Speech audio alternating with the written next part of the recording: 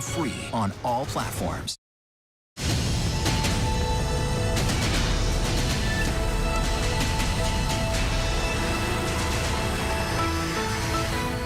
I'm grateful to the Lord that Roe v. Wade's been overturned. Women without means will suffer.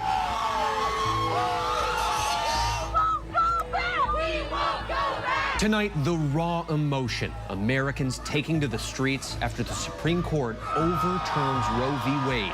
The conservative justices striking down nearly 50 years of abortion rights in America. President Biden declaring it a sad day for the court and the country and calling the ruling a tragic error, saying it shows how extreme the court has become.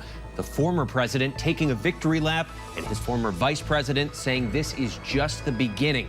ABC News Live Prime has full coverage of the ruling, the demonstrations, and now what comes next in an even more divided America.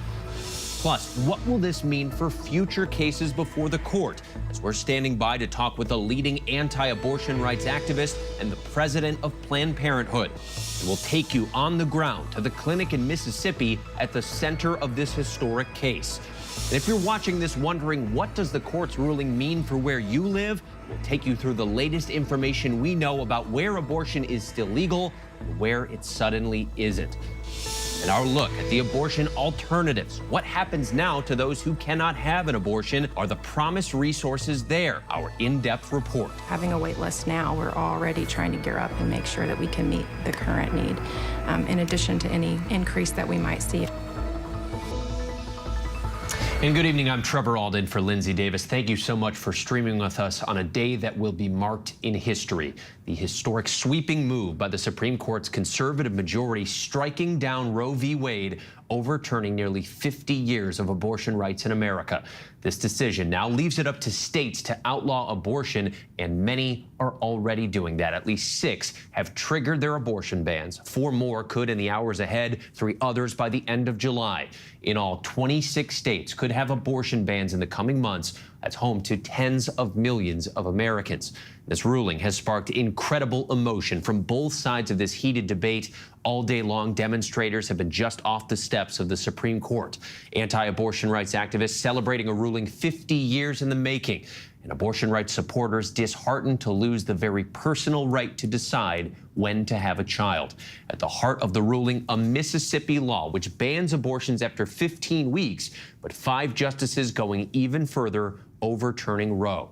Justice Alito writing for the majority, the Constitution does not confer a right to abortion under protections for liberty or privacy.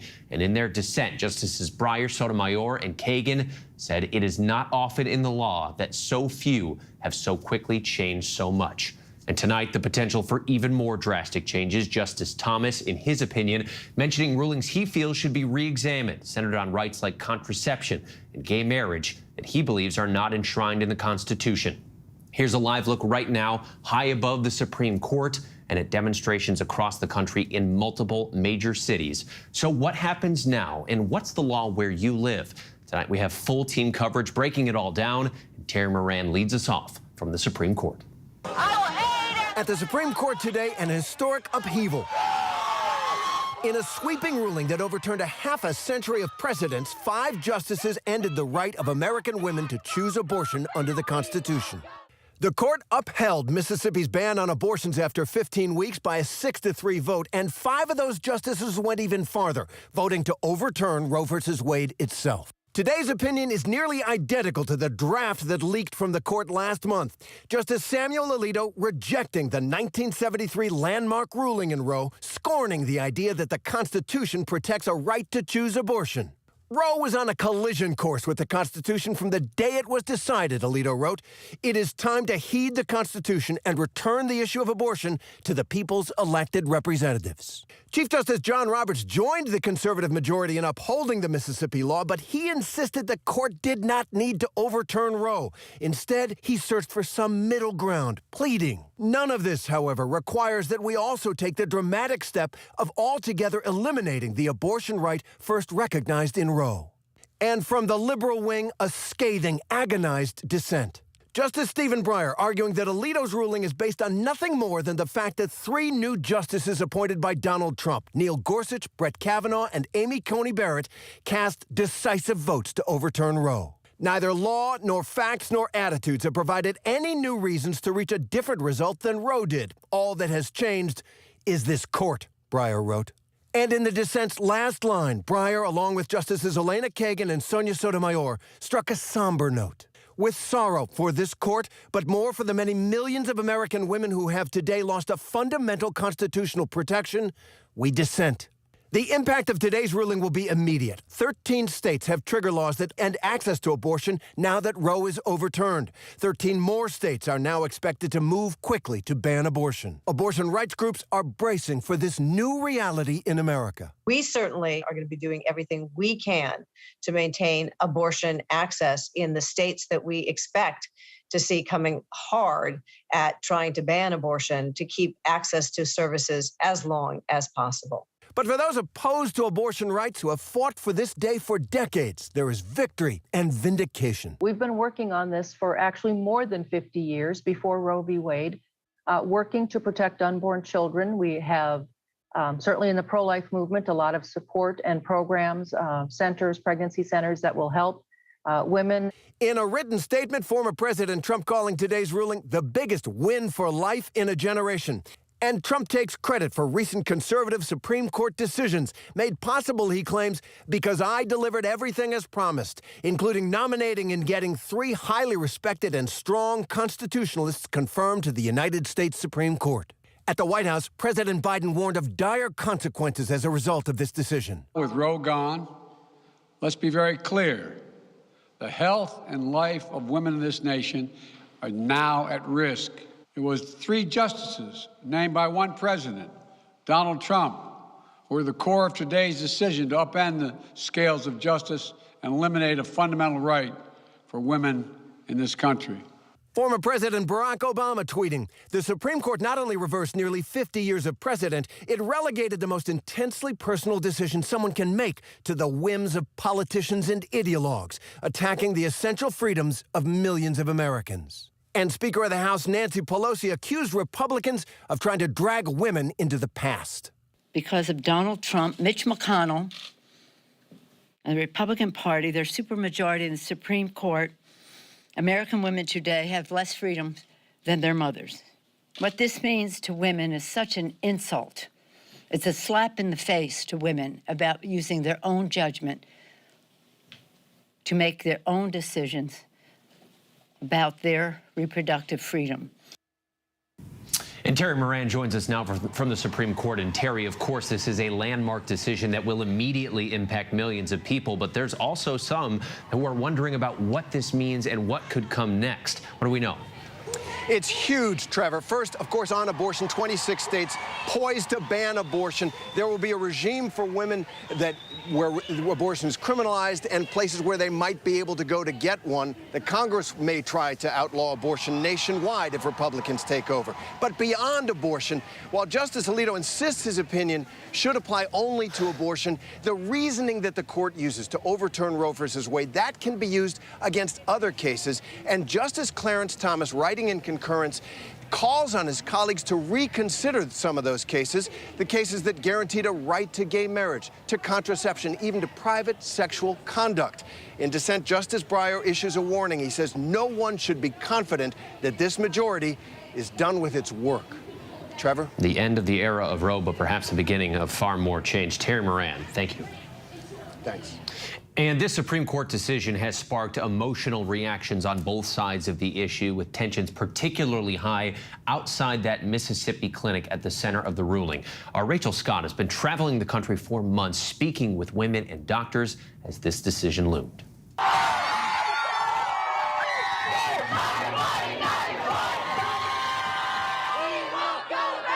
This is the moment when the crowds gathered in front of the Supreme Court heard the news. A joyful moment for Nady Casillas, who came with her husband. I was shaking and I was so happy. I couldn't even think about anything else. I was just shaking. For others, like 21-year-old Kaylin Tanner, disappointment. It doesn't matter if you don't agree with abortion, but that doesn't mean you take the rights away from somebody else, period. For Ivana Castillo, this was deeply personal. Tell me why it was important for you to be out here today. It's important because a long time ago, I did have an abortion myself. I was raped. So for me, this moment in history is sad. In parts of the country, the change was immediate. Abortion now illegal in at least 6 of those so-called trigger states, including Arkansas. Dr. Janet Cathy works at the only clinic in Arkansas providing abortions, already forced to turn people away. We had patients in their car on their way here. And, you know, we called patients. It's like, I'm already on my way. And they thought, well, I'm already on my way. It'll be okay. And it's like, no, it's immediate. It's immediate. I would say panic is the primary reaction. Some of those women will now have to drive more than 7 hours to states like Illinois. Dr. Colleen McNichols runs a Planned Parenthood clinic there. Within minutes, we were receiving calls from clinics in other trigger ban states to say, I have patients on the schedule tomorrow. How many can you accommodate in the coming days? These women now facing a new reality. You're talking about spending the night somewhere, a day off work, and finding childcare and gasoline and reliable transportation and knowing where to stay. Shortly after today's ruling, during ABC's live coverage, David asking the president of March for Life what she would say to those women now being turned away, facing 7-8-hour journeys to get an abortion. What would you say to those women and about those women? What I'd say is that you've got this, that you've got so many opportunities in front of you, and that is a growing life, an actual human being, the poorest of the poor, the most vulnerable, the unborn that is within you. And we'd love to give you all sorts of resources to choose adoption, to be able to support you to make the choice for life. Over the last year, I've traveled the country to understand both sides of this. In Oklahoma, where abortion is now illegal, I spoke with Republican State Representative Wendy Stearman, herself a mother of 6. I very much agree with the founding principles of our country, which are to defend life and liberty, and life is the first one. Do you feel like the public support is behind you? In the state of Oklahoma, absolutely.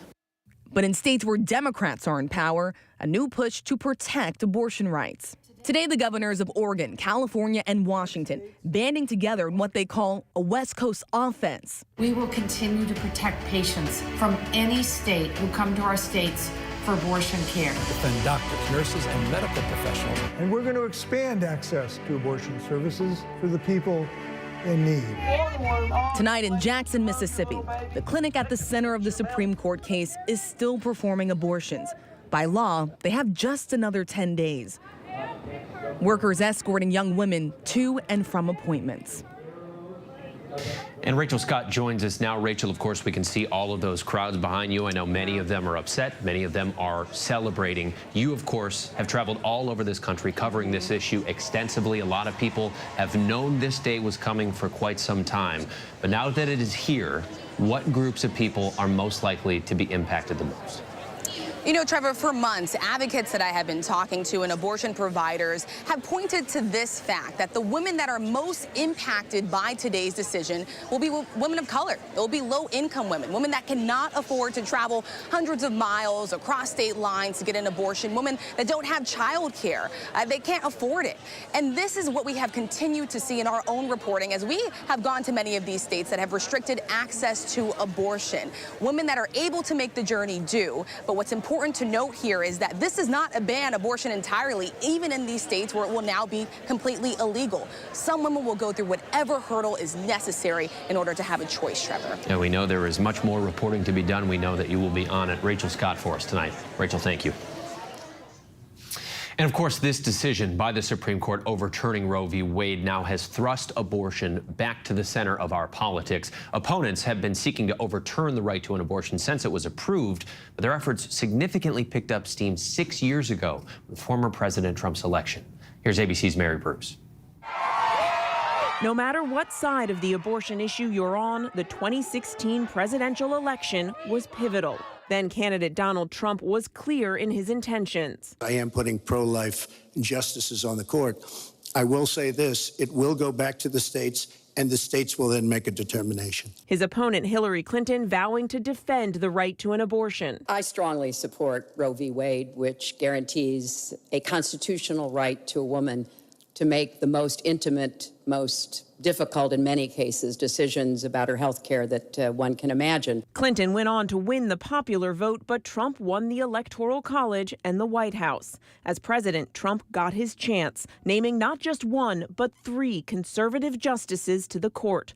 All of them pressed at their confirmation hearings about whether they would overturn Roe. So a good judge will consider it as precedent of the United States Supreme Court, worthy as treatment of precedent like any other. And one of the important things to keep in mind about Roe v. Wade is that it has been reaffirmed many times over the past 45 years. As Richard Fallon from Harvard said, Roe is not a super precedent because calls for its overruling have never ceased, but that doesn't mean that Roe should be overruled. But even after answering that Roe was established precedent, today all 3 Trump-appointed justices voted to overturn the right to an abortion. Republican Senator Susan Collins, who supports abortion rights and was the decisive vote to confirm Kavanaugh and critical to putting Gorsuch on the bench, says she was misled. Collins calling today's decision a sudden radical jolt, saying it is inconsistent with what Justices Gorsuch and Kavanaugh said in their testimony and their meetings with me, where they both were insistent on the importance of supporting long-standing precedents that the country has relied upon. Today's decision will forever change this nation, impacting generations of women. With the midterms just months away, the president blunt. This fall, Roe is on the ballot. Personal freedoms are on the ballot. The right to privacy, liberty, equality, they're all on the ballot.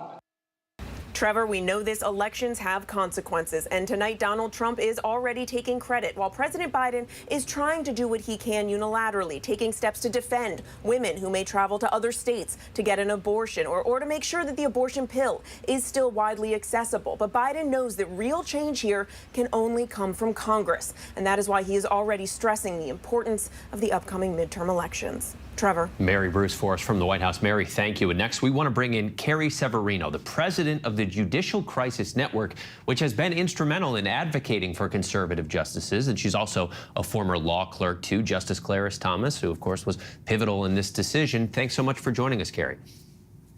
Great to be here, Trevor. Now, I would imagine, I know that conservative values in judicial decisions are, of course, widespread, but I would imagine that this had to be one of your ultimate goals in advocating for conservative judges. Am I wrong? Well, this is certainly one of the cases that is most egregiously incorrectly decided because creating a constitutional right to abortion out of whole cloth, out of something that's simply not in the text of the Constitution anywhere, is a pretty easy question for an originalist judge looking at, what does the Constitution say as an original matter? That doesn't put the judges in the role of deciding what abortion policy is. In fact, the good news is this is taking the justices out of that role. That has been their role for 50 years now.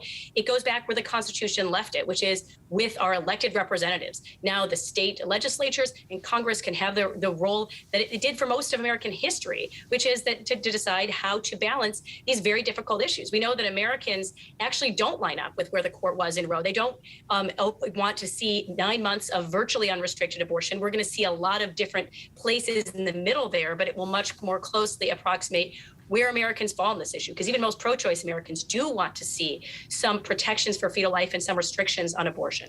Yes, but at the same time, the majority of Americans say they don't want Roe v. Wade overturned, and only 28% in our most recent poll said they did want it overturned. So is the Supreme Court really in step with the public here? Well, first of all, that's not the goal of the Supreme Court. The role of the Supreme Court is to be in step with the Constitution. But I'll point out that, well, if you ask people just what do you think of Roe? Do you want Roe upheld?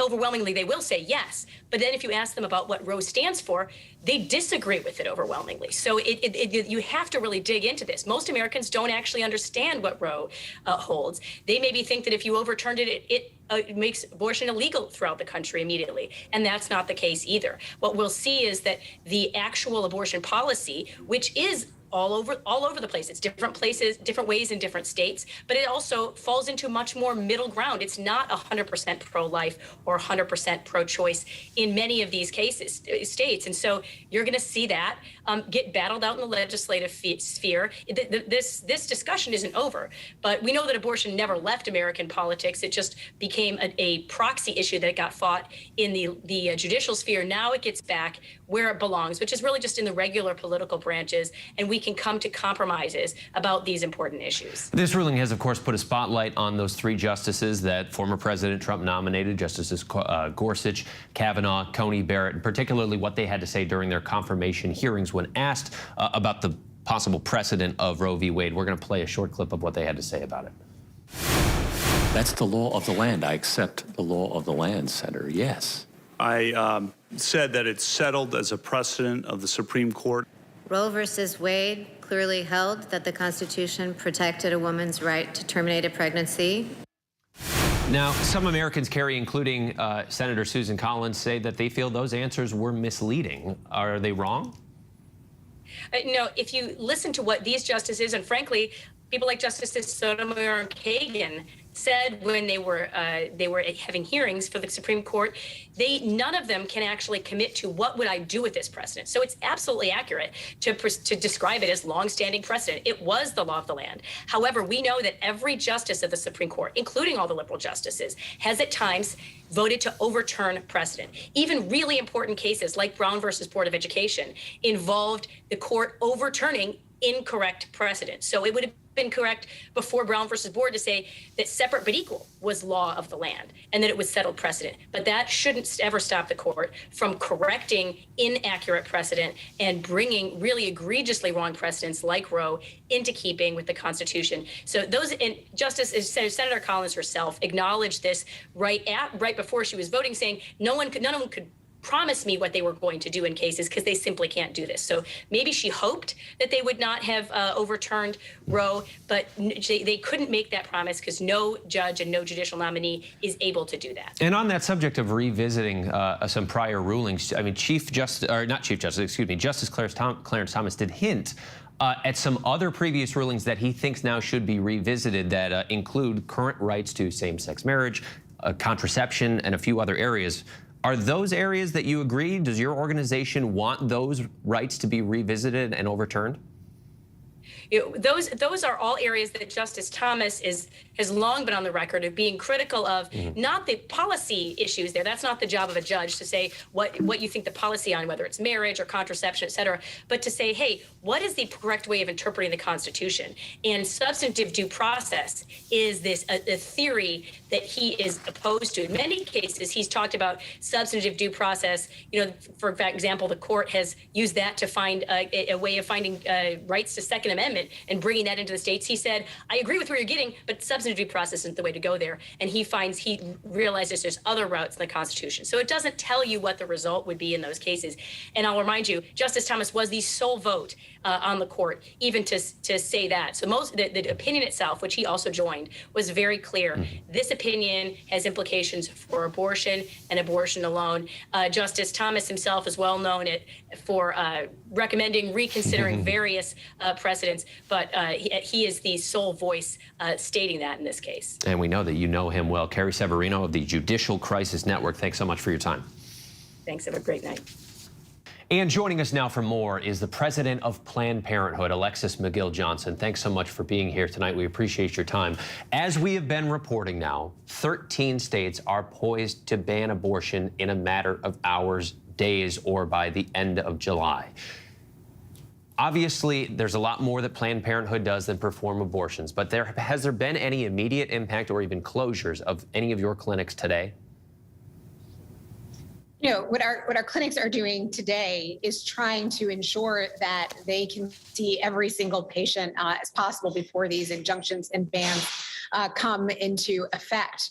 What our clinics are doing, our providers are doing, our frontline staff are doing is connecting on call centers with patients who are fearful, who are concerned, they're confused and angry about what is happening right now. And they know that the Supreme Court has just failed them. It has just delivered a striking blow to rights that they should have within their own state. So that is what's happening in a Planned Parenthood health center across the country right now. I know that we've seen some confusion outside of the Mississippi abortion clinic that was centered on the Supreme Court case, where people are trying to tell them that they can't go in and have abortion procedures done, even though that's not true right now. So let's be clear about, with Planned Parenthood, in these states that now have had abortion bans kick in, what resources are available to some of these women, some of whom might have been anticipating getting an abortion today or could be pregnant right now? Well, the situation, of course, looks different across the country, right? Planned Parenthood affiliates have been preparing. Of course, we've known that this has been a reality coming into play for a long time. The leak was certainly a signal that this would come, but they've been navigating for quite some time patients out of state in anticipation of the decision. As a reminder, we are in, a situation in Oklahoma and Texas already that has so severely restricted access to care that we've already been supporting patients traveling to other states. And we know now that states like Missouri and South Dakota health centers have been forced to stop providing abortion care. So that is, the reality. The fact that there will be 26 states, not just 13, 26 states that are newly emboldened within the next 12 months to ensure that there is more restriction, if not outright bans, and that will impact also the care in the other 24 states where we are able to provide legally. Yeah, in those 24 states, are your clinics prepared for a potential influx of patients? Yes, of course, we've been building on, surge operations throughout many of our health centers, particularly ones that are at the border and the nexus of areas where there will be loss. And yet, asking 24 states to absorb the patient base of 50 states is quite severe, right? Abortion, the infrastructure around abortion provision was already strained because of the number of restrictions that we have seen over and over again. The targeted restrictions simply against abortion providers has decimated much of the care that we can provide nationwide. Common refrain from abortion activists is that you cannot prevent abortions, you can only prevent safe abortions. Do you think what just happened today is potentially going to create a health crisis in America? It is a health crisis. It is absolutely going to be even stronger. We saw on the cover of Lancet journal, medical provider journal, that they said people will die, right? This is not a drill. The fact is that people will be impacted, particularly those who are most vulnerable, who don't get access to the right information, who don't get access to time-sensitive appointments. And there will be people who are forced into pregnancy, right? That's also part of this reality, that there will be people who won't be able to get out of state or won't be able to get the care that they need. And that is also going to have a devastating impact on the family they currently care for, as well as their selves, their emotions, and their communities. I want to play for you something, Alexis, from one of the 3 Supreme Court justices who voted against this ruling today, Justice Sonia Sotomayor. This is what she said last week about the direction of the court with this ruling looming.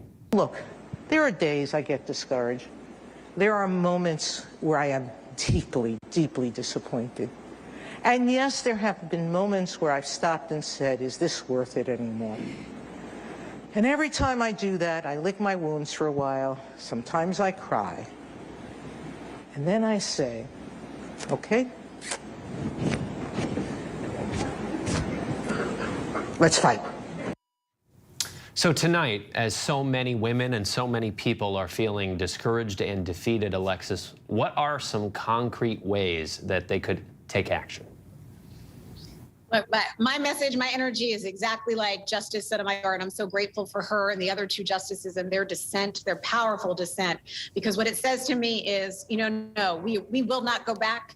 We will not back down. There are rallies happening right now across the country at 5 o'clock your local time. You can go to bandsoff.org to learn more information. You can support a local Planned Parenthood affiliate. You can support an independent provider at keepourclinic.org. You can support an abortion fund to help people get access and resources to travel out of state. There are so many different ways to be engaged, to be involved, but now is the time for mobilization. Now is the time to dust ourselves off and make sure that people get the care that they need and that we fight to ensure that they have it in every state possible. Planned Parenthood President Alexis Mcgill Johnson, thank you for your time. And we know President Biden has called on Congress to enshrine abortion rights in federal law. So joining me now is Michigan Democratic Congresswoman Debbie Dingell to discuss what comes next. Congresswoman, thank you so much for your time. This is a big ask from President Biden. Do you think this is a realistic goal? So I think today has been a surreal day as a decision announced by the Supreme Court seems to have taken us back 50 years. The United States House has already done this. We've already passed legislation that would do it. The United States Senate, it requires 60 votes. I think everybody is taking a deep breath, quite frankly, unable to believe that this has happened and trying to determine how we are going to protect women for the short term and what we are going to do to ensure that women make their own health care decisions. Congresswoman, there's been a lot of talk about how this could potentially galvanize support for the midterms for Democrats. Anecdotally, I have seen from a number of Democratic voters who are feeling very defeated right now, where they feel like they were already aggressively supporting the Democratic Party and still they're watching what they feel are their rights being stripped away. What is your message to those voters who say at this point they feel like the fight isn't worth it? They can't give up. They can't wear down. We've seen what's happened in the Supreme Court in the last 24 hours, when we see what they've done on gun rights. And when you look at what Judge Thomas wrote in his opinion, that we should be looking at all kinds of other issues that have been the rule of law for a while, people need to understand that this is a crisis moment in our country, and that I have worked for 50 years to make progress in so many different areas. And I am not going to give up. I am not going to let all of the work that I have done for the last 50 years and many other people with me go back. And that these are the times that we make our voices heard. We do not let others win. We cannot let hate and fear divide us. And this is the moment that we galvanize. Are you pinning your hopes on holding steady in the midterms, or are there specific concrete actions that you think that your party could take in the interim? I think that there are very specific things that we are going to have to take a very serious look at doing. I woke up optimistic as we were going to vote on a gun bill for the first significant piece of gun legislation that had been done in 30 years. A significant number of Republican senators in the Senate were voting with us. And then as we were on the floor getting ready to do that, we got the Supreme Court announcement, their decision that, well, even though we sort of knew it was coming, it was stunning. But quite frankly, the opinion itself was also stunning as well. So we have to really understand the rights that are endangered and what we have the ability to do. We can get votes through the House. We're going to have to figure out what we can get through the Senate. Congresswoman, I want to ask you about the intersection of faith and abortion, because this is already, it's a controversial issue, but particularly in religious spaces. I mean, we've seen where bishops have said that the president can't receive communion. You are Catholic. The Catholic Church came out and celebrated this ruling today. How do you explain to people who want to know about your support of abortion rights how you juxtapose those views? I don't use the word abortion. I hate that word. And this is one of the most difficult decisions that I have to make. And I could never have had one. I wanted to have a child very badly, and it wasn't meant to be. But there's a separation of church and state in this country, and this country was founded on that. And this is an individual decision that must be made between a woman, her doctor, her faith, and her partner or her family if they are involved and engaged. And when we start talking about some of these fundamental freedoms of this country and that separation,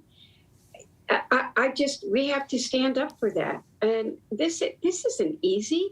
This isn't, but this is something that I feel very, very strongly. And I do wish that the Catholic Church would speak up, those same bishops that talk about this, that would make sure that we cared about children once they were born, that we were making sure that they were being fed and getting the proper nutrition and the proper education. Are we prepared in the United States Congress to pass a bill that ensures that every child born is going to have what they need to be successful until they're 18? there's some serious discussions that we have to have. There's been a number of states that have already had abortion bans enacted as soon as this ruling was made. Michigan is not one of them, but abortion rights could face a renewed legal challenge there in your home state now that this ruling has been issued. Are you concerned about the future of reproductive rights in Michigan as well? I'm concerned about them in every state. We have a governor that and a number of top elected officials in the state that are trying to protect an individual woman's rights, her own health care decisions. And the president today made it very clear, as well as the Justice Department did, that they will protect a woman's right to travel, a woman's right to access to medicine. I mean, we really need to understand that what some people are saying is that women shouldn't have access to contraceptives. By the way, are we going to ban vasectomies? And I never thought that in this country, in the United States of America, we would be having some of the discussions people are talking about right now. Congresswoman Debbie Dingell, thanks so much for your time. Thank you.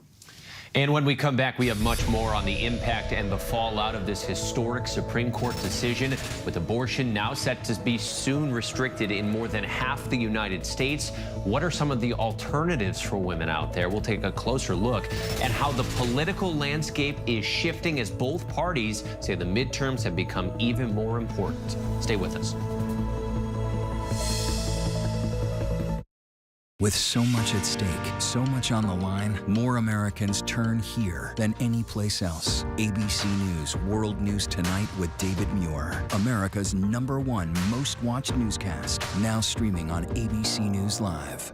This is ABC News Live. The crush of families here in Poland. At refugee centers. In Putin's Russia. On the ground in Ukraine. Close to the front line. Here at the White House. Destructive Cat 4 storm. Here along I-5. Boston is in the bullseye. Let's go. We made it. ABC News Live, America's #1 streaming news. Anytime, anywhere. Streaming 24/7, straight to you for free. Thank you for making ABC News Live America's #1 streaming news. Admit it, these days, what you need to know seems to change just about every day. What is it that you really want to know, need to know? To help you not just get through your day, but to make the most of it. Feel smarter. Feel better. Feel happier. Well, how about a third hour of Good Morning America? GMA 3, what you need to know. Now streaming on ABC News Live. It's all about you. The hottest views in daytime are happening right here. We talk about things on this show that people don't talk about. That I can't wait to see. Honest takes from strong women. We need all hands on deck, and we need it right now. This is the time to speak out. Unafraid to get real. We stick by our points of view. We're all seeing it differently, and that's the beauty of The View. And that's why the most watched #1 daytime talk show is The View. Now streaming on ABC News Live.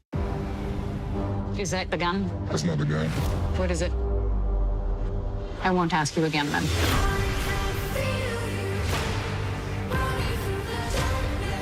Are you a Nazi?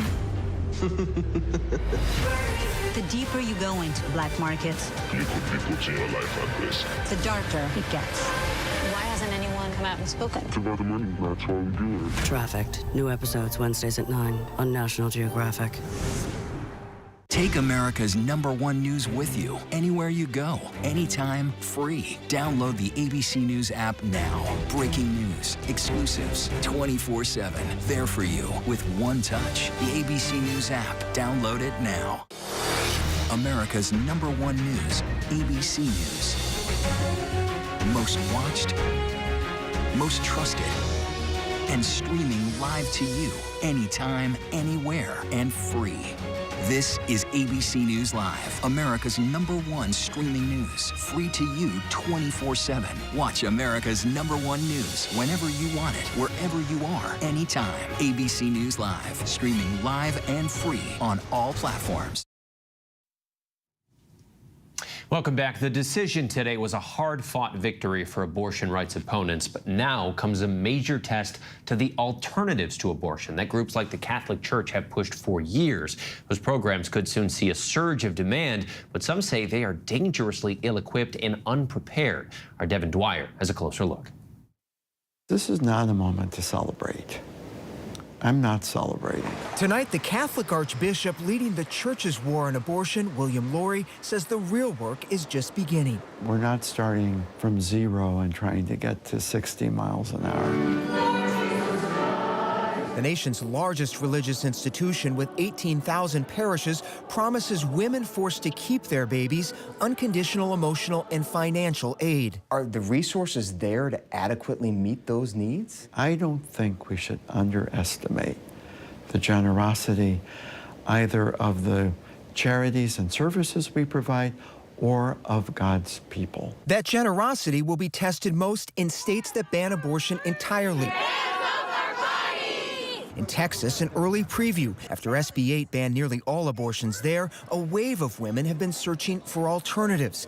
84,000 signing up so far this year, with a state program supporting women who continue unwanted pregnancies. This is our community baby closet. Texas Catholic aid programs are feeling the impact too. Having a wait list now, we're already trying to gear up and make sure that we can meet the current need, in addition to any increase that we might see. Some newborn items. Casey Whitley oversees the Gabriel Project in Fort Worth, a ministry for pregnant women that provides resources like diapers and formula, and a volunteer angel. Being pregnant is a very vulnerable time, so having someone that they can address their fears, their concerns with, just have someone to listen with compassion and support them. The diocese helped 175 women last year. These babies and their moms are their success stories. Among them, single mom Kexi Vieda.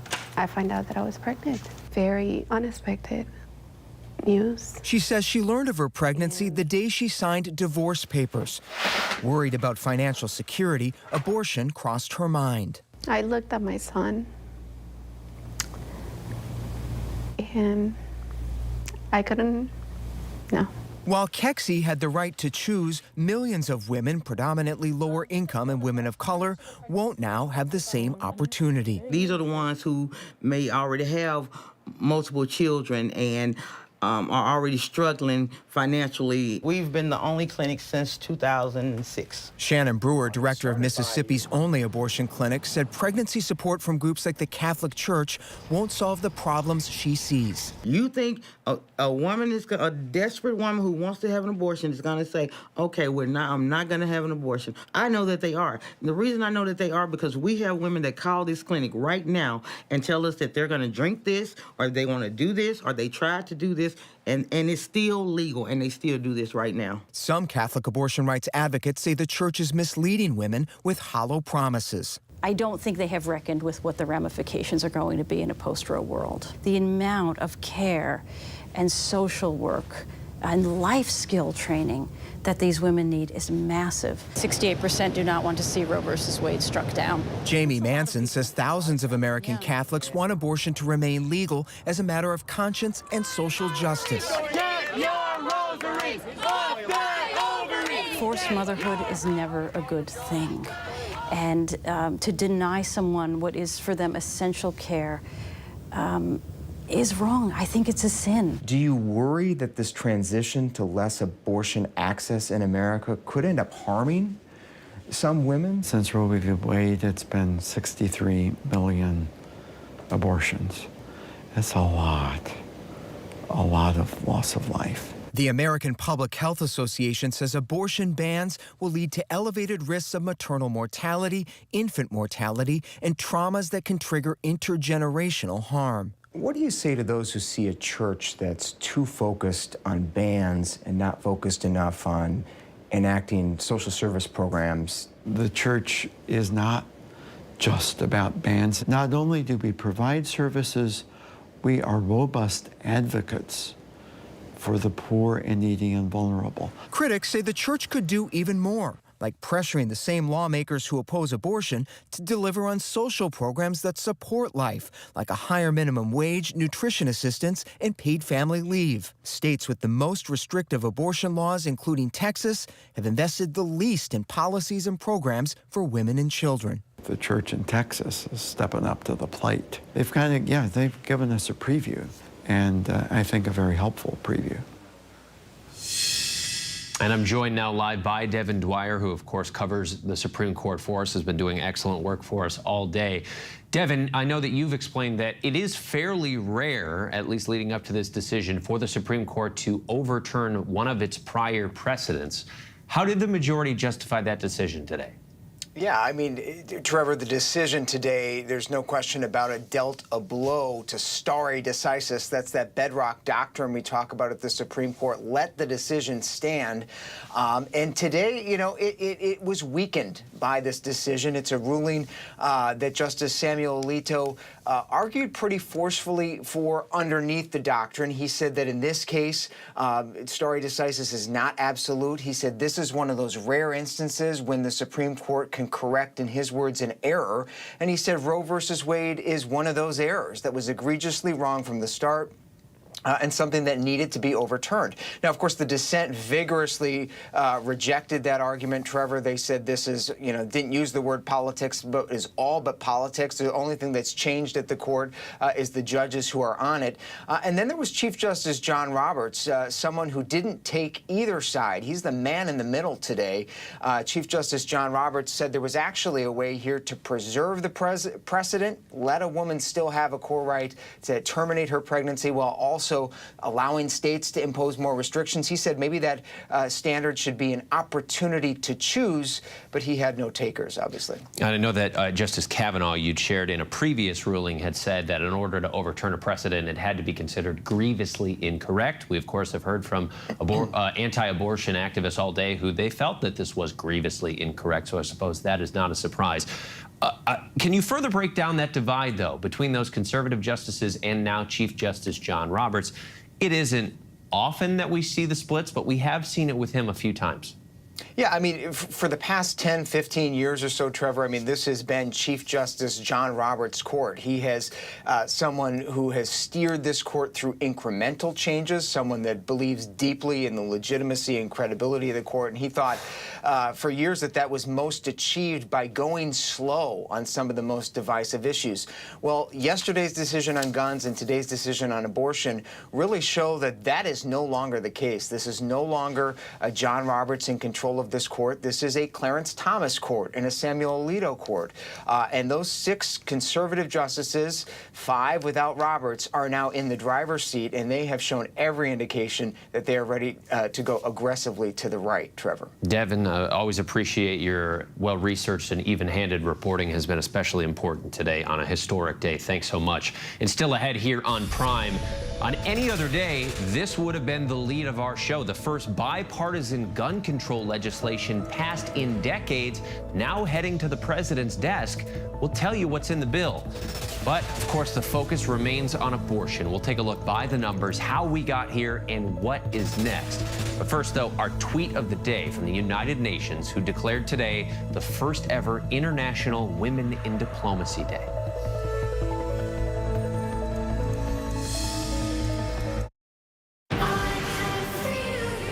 The deeper you go into black markets, the darker it gets. Trafficked, Wednesdays at 9 on National Geographic. Right now, with so much at stake, Sunday mornings, this is the place. Taking on all the tough questions. Straightforward reporting. No spin, no hype, no bull. Thank you for making ABC's This Week with George Stephanopoulos the #1 Sunday morning news show versus the competition. Welcome to This Week. This is ABC News Live. The crush of families here in Poland. At refugee centers. In Putin's Russia. On the ground in Ukraine. Close to the front line. Here at the White House. Destructive Cat 4 storm. Here along I-5. Boston is in the bullseye. Let's go. We made it. ABC News Live, America's #1 streaming news. Anytime, anywhere. Streaming 24/7, straight to you for free. Thank you for making ABC News Live America's #1 streaming news. Is that the gun? That's not the gun. What is it? I won't ask you again then.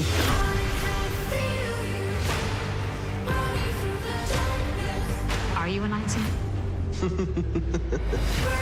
The deeper you go into black markets, You put your life at risk. the darker it gets.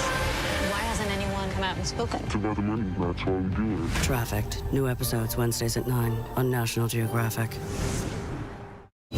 These days with so much going on, it's hard to keep up. While others are recapping yesterday's headlines, we're bringing you the right now. This is the busy border crossing. Steel barricades, another strike. The right now look at the day ahead, how it affects you and your family. Record high gas prices. The threat of cyber warfare. Is peace possible? World News Now beginning at 2 a.m. Eastern, followed by America This Morning. America's #1 early morning news. Streaming here on ABC News Live. Take America's #1 news with you anywhere you go, anytime, free. Download the ABC News app now. Breaking news, exclusives, 24/7. There for you with one touch. The ABC News app. Download it now. As of today, in a big way, we have inaugurated abcnews.com. A lot has changed in our world since Peter made that announcement. But what hasn't changed is the commitment to groundbreaking reporting and innovation at abcnews.com. And here's to everything ahead. The impact of the end of Roe v. Wade is a story we'll be telling for weeks and months, likely years. But we want to take a look at a few of the immediate effects by the numbers. Abortion became illegal in 10 states today: Oklahoma, Kentucky, Louisiana, South Dakota, Arkansas, Mississippi, Missouri, North Dakota, Utah, and Wyoming. They all had trigger laws in place, paving the way to ban the procedure upon a Supreme Court ruling. 3 more states are expected to ban all abortions within 30 days. That's Idaho, Tennessee, and Texas. They have trigger laws that require an implementation period. But that's 20% of the country. It's home to 67 million Americans where abortion will now be unavailable within a month. And more than a dozen other states are now expected to move ahead with pending legislation or legal challenges to outlaw abortions. People of color will likely be the hardest hit by these bans. Black women have the highest rate of abortions, nearly 24 out of 1,000 women, according to the CDC. Hispanic women have the second highest rate, about 12 per 1,000. Advocates say that the bans will further marginalize people who are already impacted by poverty and a lack of health care access in disproportionate ways. 55 black women per 100,000 die from pregnancy-related issues. Compare that to just 19 per 100,000 among white women.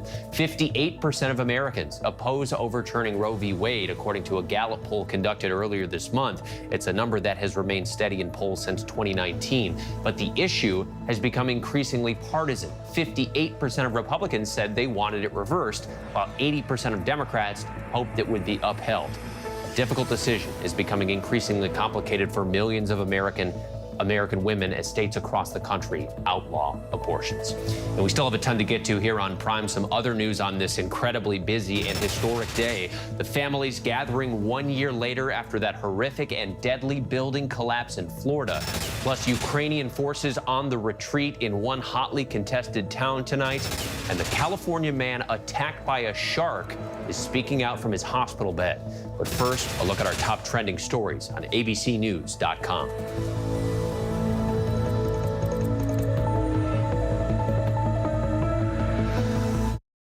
Admit it. These days, what you need to know seems to change just about every day. What is it that you really want to know, need to know? To help you not just get through your day, but to make the most of it. Feel smarter. Feel better. Feel happier. Well, how about a third hour of Good Morning America? GMA 3, what you need to know. Now streaming on ABC News Live. It's all about you. America's #1 news, ABC News. Most watched, most trusted, and streaming live to you anytime, anywhere, and free. This is ABC News Live, America's #1 streaming news, free to you 24/7. Watch America's #1 news whenever you want it, wherever you are, anytime. ABC News Live, streaming live and free on all platforms.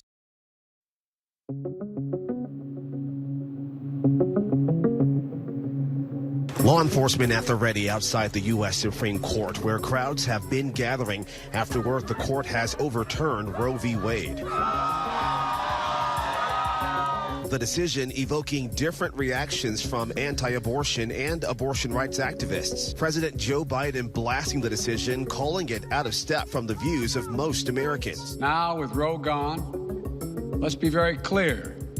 The health and life of women in this nation are now at risk. Republican leader Kevin McCarthy showed support. Americans celebrate this historic victory because we know it will save the lives of millions of children. For a near half-century, abortion has been a constitutional right, now overturned by the court's 6-3 conservative majority. 26 states are poised to severely restrict or outlaw abortion. 13 have so-called trigger laws banning abortion upon the court's decision to strike it down. Lawmakers in the House have passed the most significant gun legislation in decades. The motion is adopted.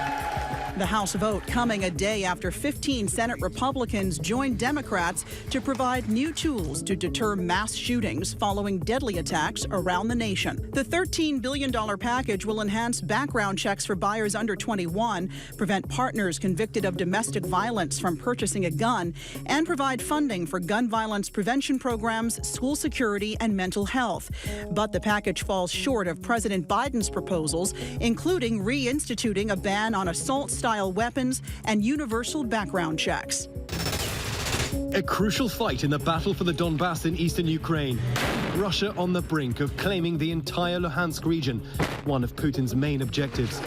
Ukrainian resistance battered in Severodonetsk, the local governor even saying it doesn't make sense to hold on, given the number of killed will increase almost daily.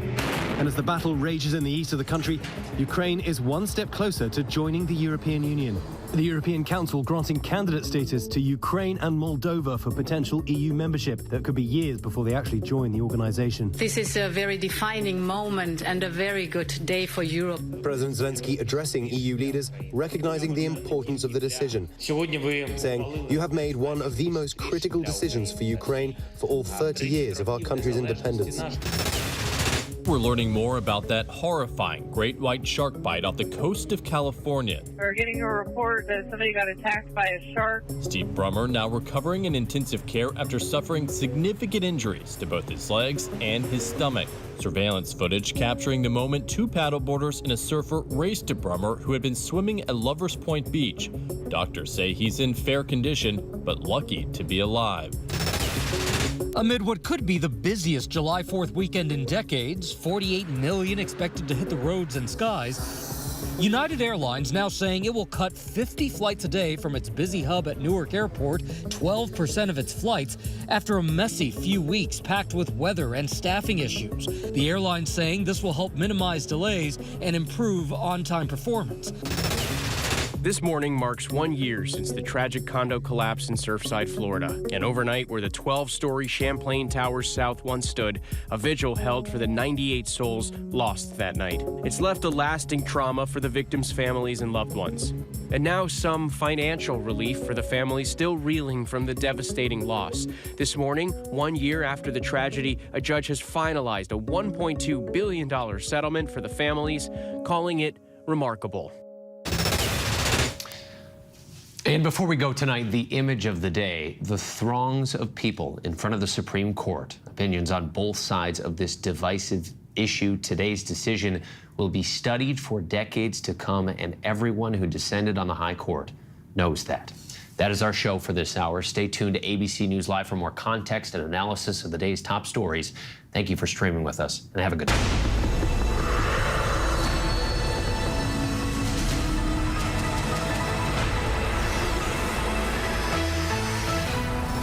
Coming up in the next hour, a special edition of Prime. We'll take a look at this historic decision from all angles. Stay with us.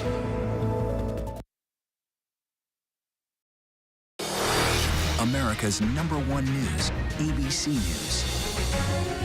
Most watched, most trusted, and streaming live to you anytime, anywhere, and free. This is ABC News Live, America's #1 streaming news. Free to you 24/7. Watch America's #1 news whenever you want it, wherever you are, anytime. ABC News Live, streaming live and free on all platforms. More Americans choose ABC News, America's #1 news source. Take America's #1 news with you anywhere you go, anytime, free. Download the ABC News app now. Breaking news, exclusives, 24/7. There for you with one touch. The ABC News app. Download it now. The deeper you go into black markets, the darker it gets. Trafficked, Wednesdays at 9 on National Geographic. He thought he was God. He's now one of the most vilified men in the world.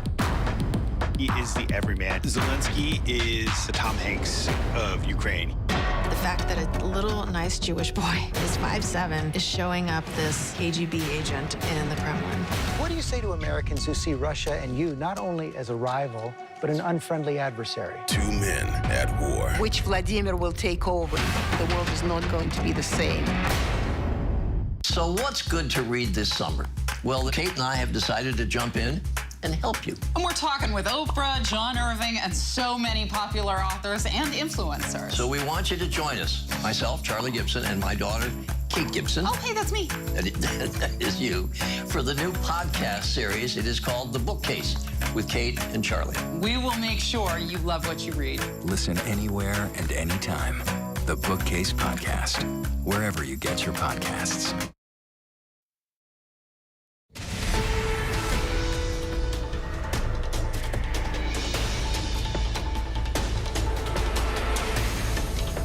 Hello, I'm Trevor Ault. Thank you for streaming with us in this ABC News Live special report, Roe versus Wade overturned. Today, a new monumental Supreme Court decision has entered the history books. Dobbs versus Jackson Women's Health Organization will go down as one of the most consequential Supreme Court rulings in American history. The conservative majority overruling Roe v. Wade, and in doing so, upending nearly 50 years of women's constitutionally guaranteed access to abortions.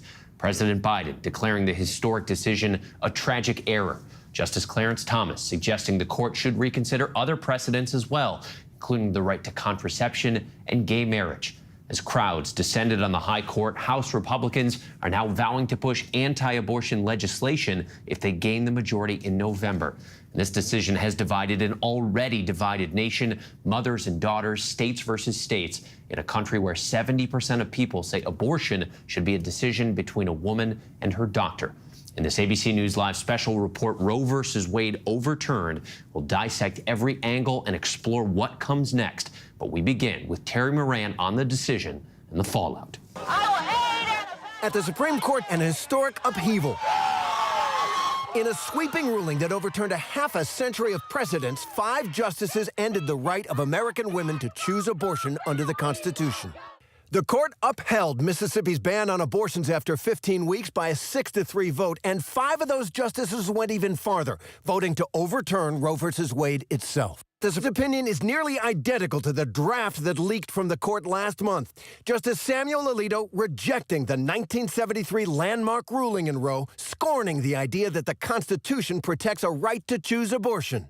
Roe was on a collision course with the Constitution from the day it was decided, Alito wrote.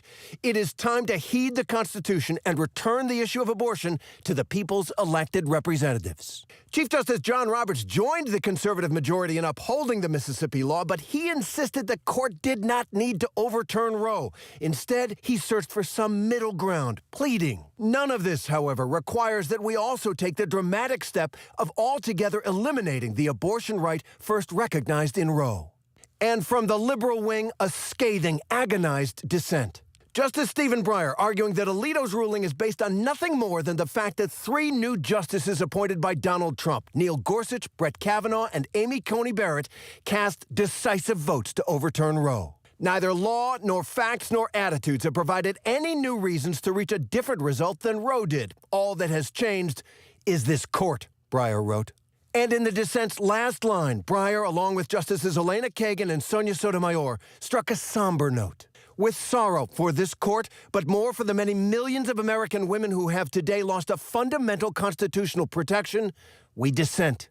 The impact of this ruling will be immediate. 13 states have trigger laws that end access to abortion now that Roe is overturned. 13 more states are now expected to move quickly to ban abortion. Abortion rights groups are bracing for this new reality in America. We certainly are going to be doing everything we can to maintain abortion access in the states that we expect to see coming hard at trying to ban abortion, to keep access to services as long as possible. But for those opposed to abortion rights who have fought for this day for decades, there is victory and vindication. We've been working on this for actually more than 50 years before Roe v. Wade.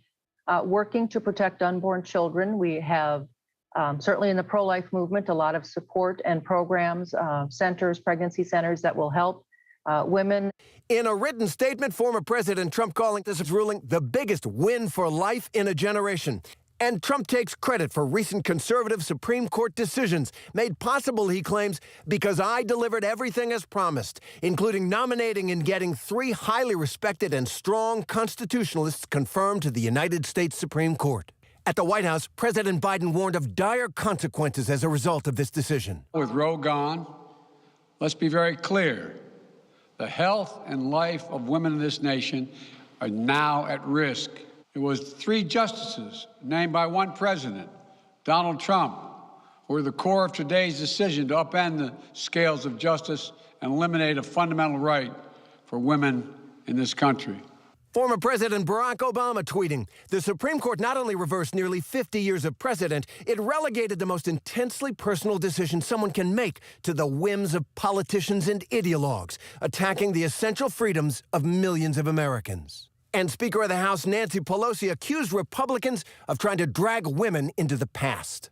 Because of Donald Trump, Mitch McConnell, and the Republican Party, their supermajority in the Supreme Court, American women today have less freedom than their mothers. What this means to women is such an insult. It's a slap in the face to women about using their own judgment to make their own decisions about their reproductive freedom. It's Terry Moran reporting. Terry, thank you. And of course, this Supreme Court decision has sparked emotional reactions on both sides of the issue. Rachel Scott was on the ground as the decision was revealed to the world, and she's also been traveling the country for months, speaking with women and doctors.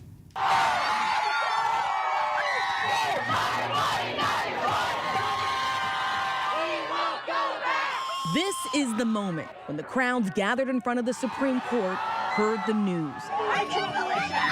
A joyful moment for Nady Casillas, who came with her husband. I was shaking and I was so happy. I couldn't even think about anything else. I was just shaking. For others, like 21-year-old Kaylin Tanner, disappointment. It doesn't matter if you don't agree with abortion, but that doesn't mean you take the rights away from somebody else, period. For Ivana Castillo, this was deeply personal. Tell me why it was important for you to be out here today. It's important because a long time ago, I did have an abortion myself. I was raped. So for me, this moment in history is sad. In parts of the country, the change was immediate. Abortion now illegal in at least 6 of those so-called trigger states, including Arkansas. Dr. Janet Cathy works at the only clinic in Arkansas providing abortions, already forced to turn people away. We had patients in their car on their way here. And, you know, we called patients. It's like, I'm already on my way.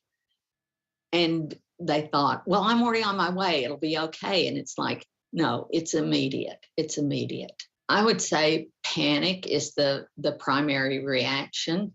Some of those women will now have to drive more than 7 hours to states like Illinois.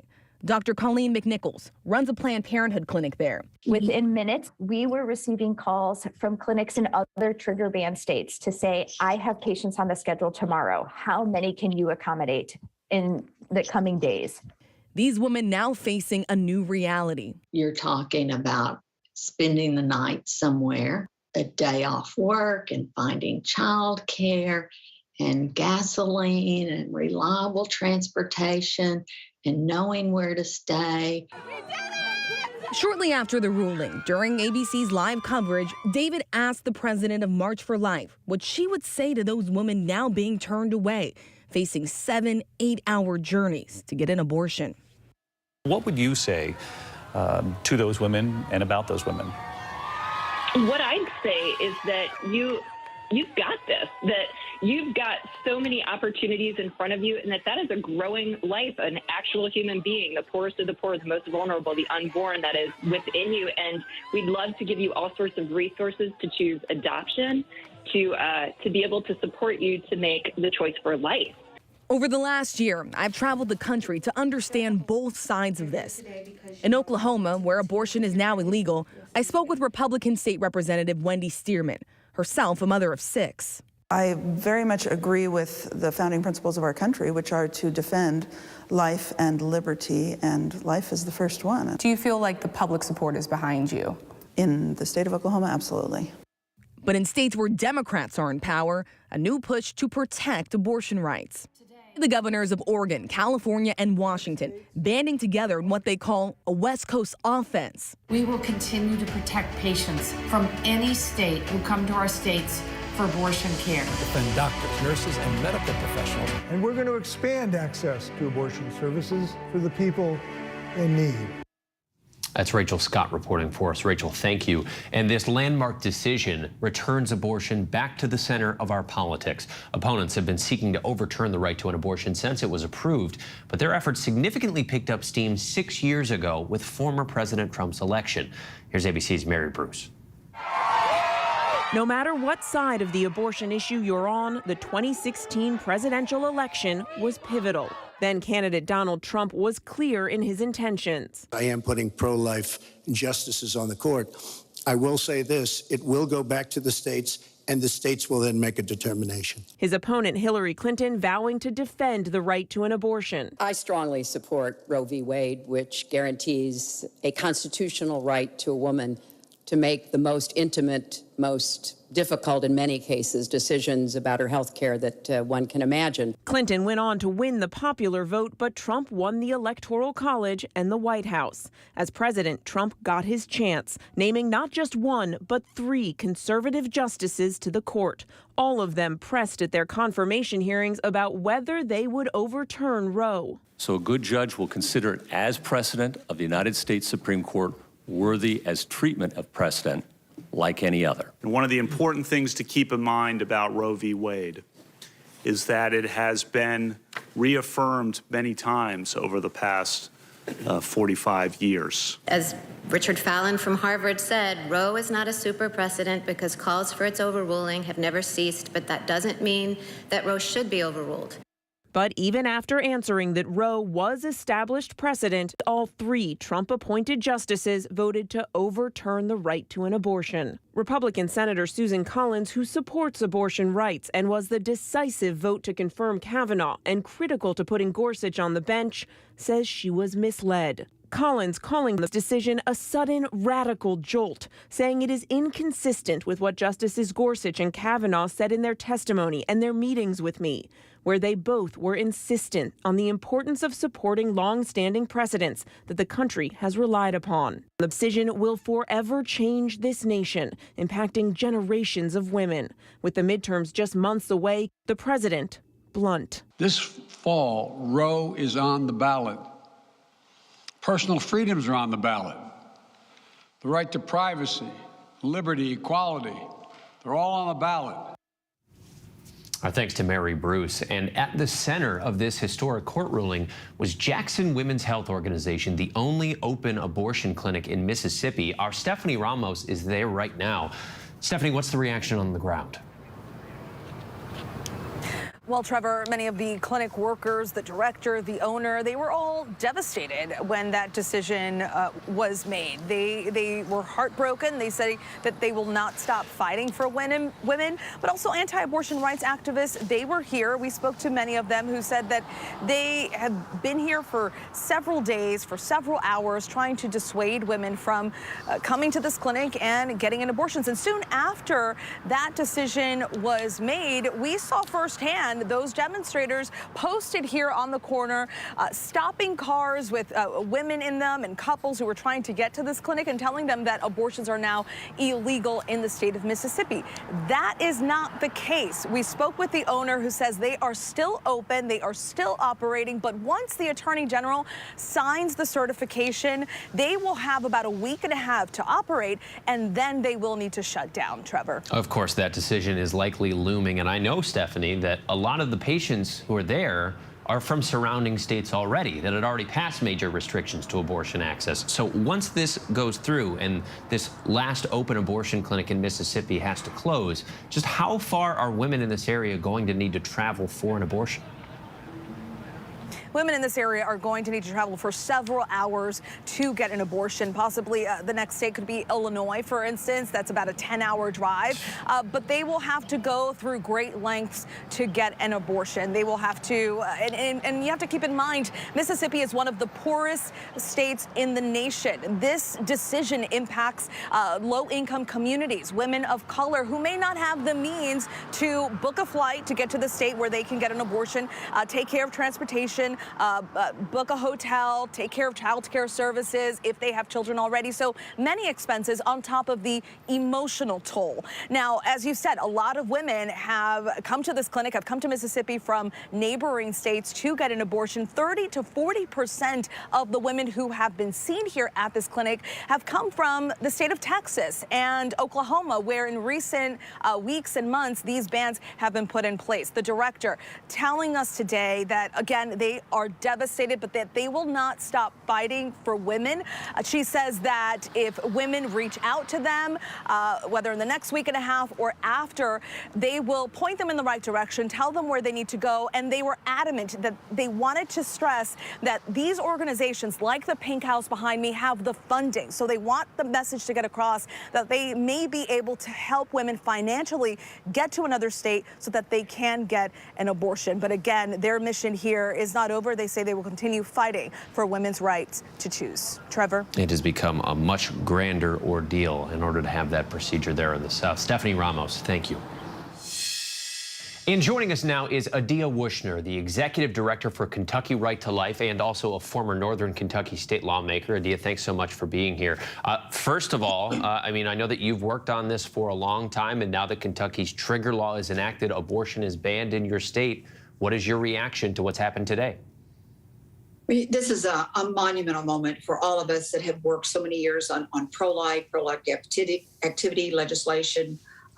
It's amazing. I happened to be at a meeting with pro-life leaders from around the country today. So you can imagine, as we got the news, there was this pivotal moment of silence and then rejoicing. And then all of us were, responding to our own state news and our own state media and what was going on in our own, and especially for me in the Commonwealth of Kentucky. The trigger law has been enacted. We are overjoyed at that. We know that that is not without a challenge. The ACLU has already stated that they will be filing in the courts against that and doing now that the overturning of Roe and what I call its evil twin, Casey, really rights a monumental wrong that took place in this country almost 50 years ago. So to break down the trigger law in Kentucky that's now kicked in, it does not, so it's an outright ban on abortion. It has exceptions when the mother's health is at risk. It does not have exceptions in the case of rape or incest. Is that the law that you would like to see in Kentucky? It reflects the law that was on the books, exactly the laws that were on the books when the Roe court decision came about. In the area of rape and incest, those are not reflected in the law. There's many points on that that needed, but I think that's a discussion for down the road. That's a legislative discussion and a debate, and not a shouting match, but a discussion. We're going to have that discussion because there are two victims. When abortion takes place, there's the victim of the child or the woman, and there's also the other life that's impacted, and that's the intrinsic dignity of the child, the humanity of the child. So when cooler minds prevail, then we have a discussion. Adia, I'm from the Midwest myself. I'm from just north of Kentucky in Ohio. I have a lot of love for that region. I got to tell you, I know a lot of young women who became pregnant, had a child, and were ostracized from their community or from their churches or from their families, who had a child and struggled to keep work or to get an education or to make ends meet. And there are a lot of women who tonight are expressing that they are now terrified that that is going to happen to them. What's your message to those women? First of all, I've always said we will come alongside with you. We'll get you with agencies and services that help you make the decision whether you want to parent, single parent, maybe place your baby for adoption, whether, we need to hold the fathers responsible. But my message is that seeing the child as an obstacle to your future, whether it be education whether it be working, whether it be your future. The child should never be seen as an obstacle. Something has happened in your life. It is a change in what you had planned. But again, this isn't a life. So the first conversation we have is, here's your life, and now it's the life that you're carrying within you, and both have intrinsic value. There's never should be a hierarchy of dignity between life. We need to be there for those moms. Having a child, should a woman or a girl choose to keep her child, should not be barriers to her future. Do you have any plans to maybe bolster those programs to make sure that these women and these children are also taken care of? You know, as a former legislator, I will always work to support women, and there are opportunities in the future. I think the Kentucky General Assembly, and I encourage other states, if they've not done this, every state receives maternal child health benefits. Those benefits are there for through Medicaid, and those benefits are there for the mom and the child, and they continue with the child after delivery. Adia Wushner, the Executive Director for Kentucky Right to Life, thanks so much for your time tonight. Thank you. And I'm joined now by Washington Senator Maria Cantwell, a Democrat. Senator, thanks so much for being here. You tweeted earlier calling this a sad and tragic day in America. I'm curious specifically about your reaction to the reasoning laid out by the majority opinion of the Supreme Court for this decision here. Well, it may be a decision by the majority of the justices on the Supreme Court, but it is a minority view of people in the United States of America. 70% of Americans believe in this right to privacy, that women should be able to make their own health care decisions with their family and their doctors. And they've counted on this for 50 years. And many of these same justices have said they thought it was settled law.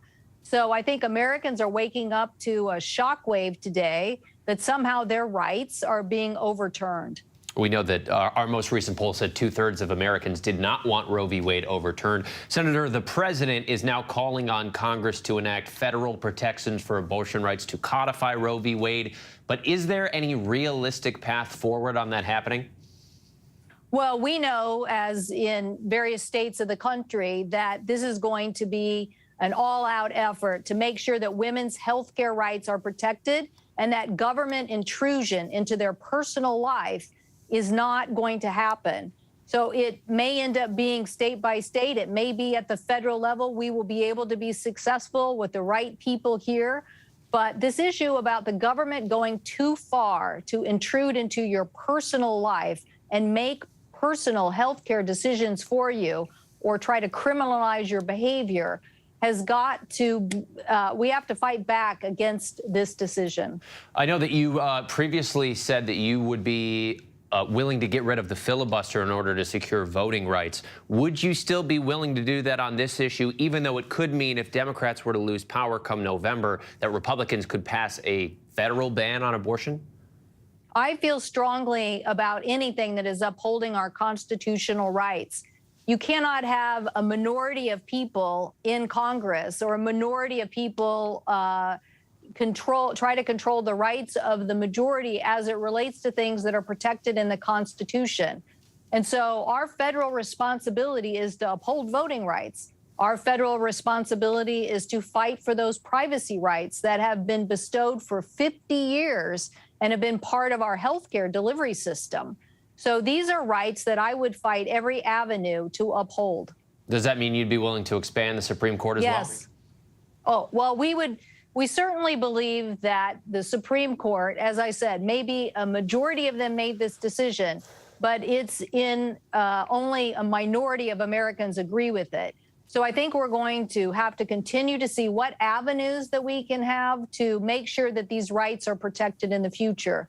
Now, there'll be lots of discussions about this court decision, but this court is indicating that they might go even further.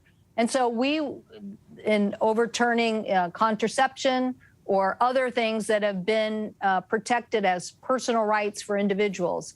So we will have to look at and see what we can do to make sure that these rights are protected. On that subject, Senator, we heard earlier from your state's governor, Jay Inslee, speaking alongside Oregon's Governor Kate Brown, California's Governor Gavin Newsom, all promising that they were going to protect reproductive rights. What specific actions would you like to see at the state or federal level in response to this ruling? Well, right now in my state, we're a border state with Idaho. I have healthcare officials in Spokane worried about their actions being criminalized. They've seen a 60% increase in women traveling to Spokane to get their reproductive health care taken care of. But these officials are saying, am I going to be prosecuted under this new law? Are you going to take action against me? Can we even still continue to serve people who need access to health care? So it is putting a very chilling effect on our entire healthcare delivery system. I want patients to be able to see their doctor. I want women to be able to get the advice from their doctor about their reproductive choices. And I want to make sure that we are fighting to help our healthcare system continue to deliver healthcare. I think it's likely that this issue has now rocketed up to the top of issues concerning voters on both sides of abortion rights. What's your message to voters as we head to the upcoming midterms, and do you think this might galvanize your support? The government should stay out of your bedroom. The government should stay out of your healthcare decisions with you and your doctor and your family. This is an intrusion to your privacy and no place for the government. And I hope that people will help us fight for these rights so that the government doesn't go even further in intruding on our personal rights, and that these are rights that we believe are in the Constitution. Washington Senator Maria Cantwell, thanks so much for your time tonight. Thank you. And while the battle over abortion has become as contentious as ever politically, the medical world is also preparing for what's next. Our friends at 2020 helped us with this report by ABC News Chief Medical Correspondent Dr. Jen Ashton. Meet Alyssa Wells. So we don't need too many of them. She's conducting an experiment which could be a preview of what abortion access may look like in post-Roe America. Voila, you have fake abortion pills, really garbanzo beans, but suitable for the purpose of our research. Those garbanzo beans serving the role of abortion pills. Wells is trying to test if it's feasible to mail the pills to states where abortion would be outlawed. My name is Elisa Wells. I am co-founder and co-director of Plan C. Plan C is a campaign to draw attention to medication abortion or abortion pills. We help people know that they exist, that they're a safe and effective option, and we help people find routes of access to them, even in states that restrict access. While she's not a health professional or provider, Wells is a fierce advocate, and her team at Plan C sharing a variety of methods for abortion pill access on their website. So if somebody would come to our website and there's a button that says Find Pills Now, you would come up with a search result for a telemedicine service called Aid Access.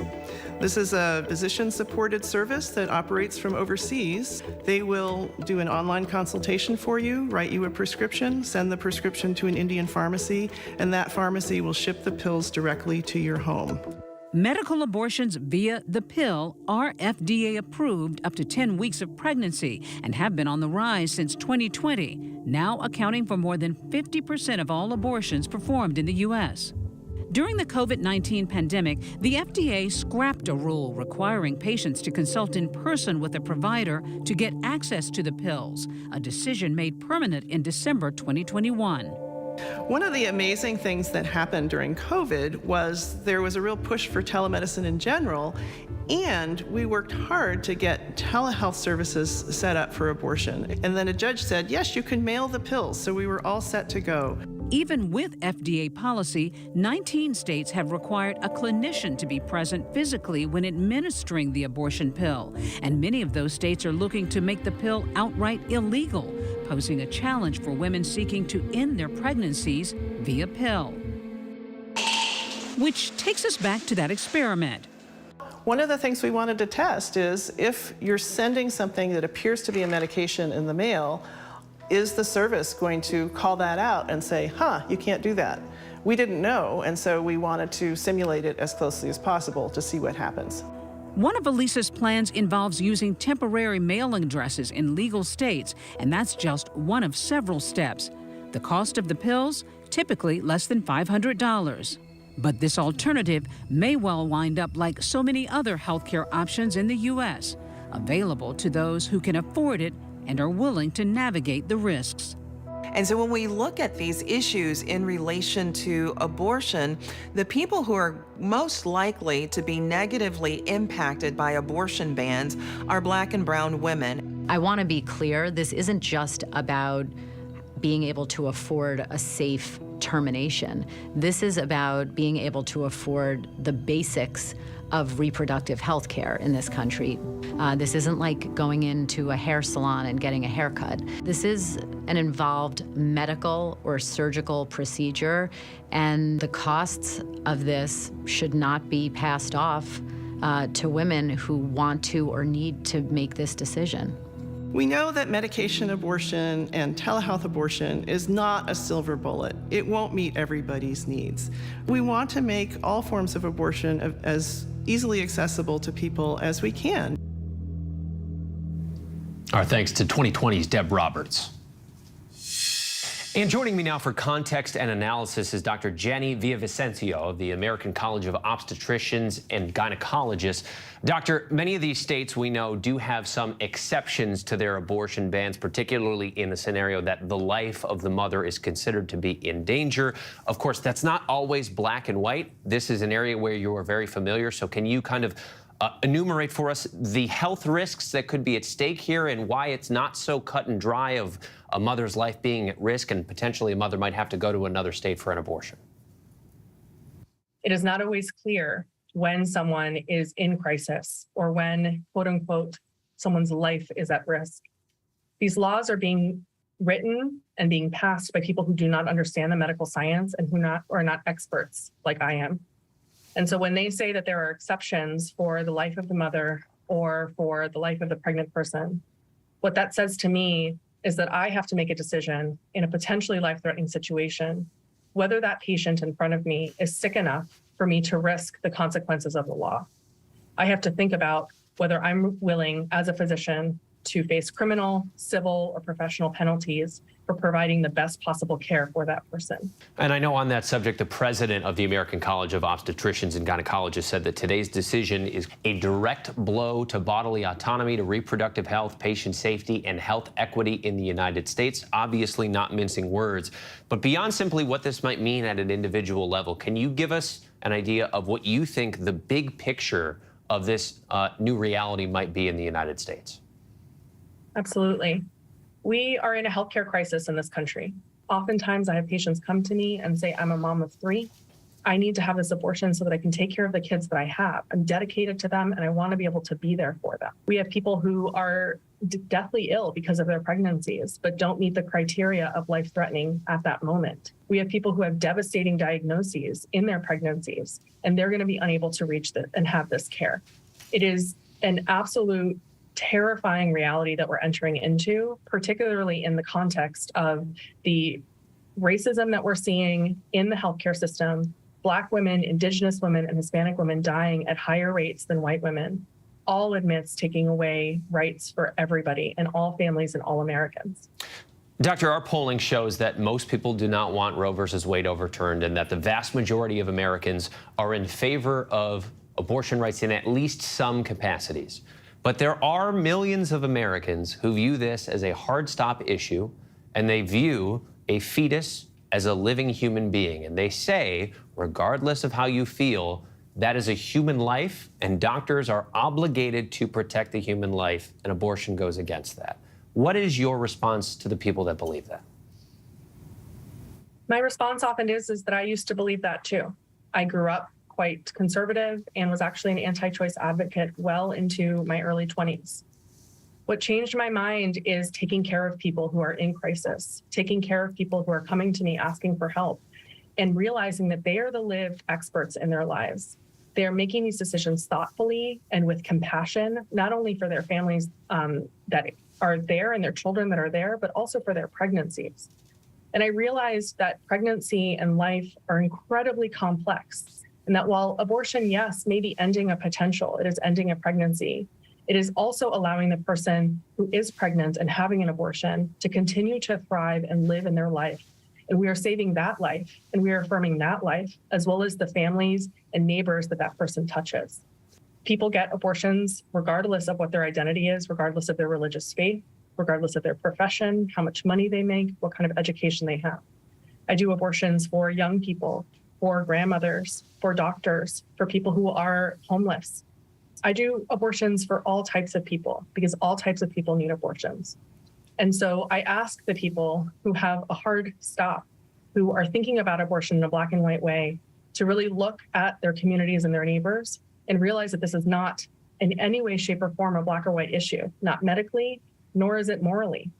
And we need to support our neighbors and recognize that they have a lived expertise in their own lives, and they're able to make these decisions with thought and with compassion and with love. Dr. Villavicencio, thanks so much for your time. Thank you so much.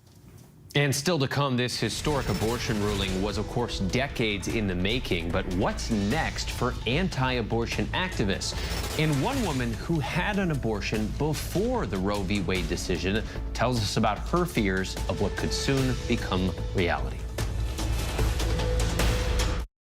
This is ABC News Live. The crush of families here in Poland. At refugee centers. In Putin's Russia. On the ground in Ukraine. Close to the front line. Here at the White House. Destructive Cat 4 storm. Here along I-5. Boston is in the bullseye. Let's go. We made it. ABC News Live, America's #1 streaming news. Anytime, anywhere. Streaming 24/7 straight to you for free. Thank you for making ABC News Live America's #1 streaming news.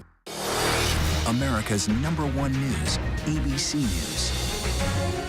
Most watched, most trusted, and streaming live to you anytime, anywhere, and free.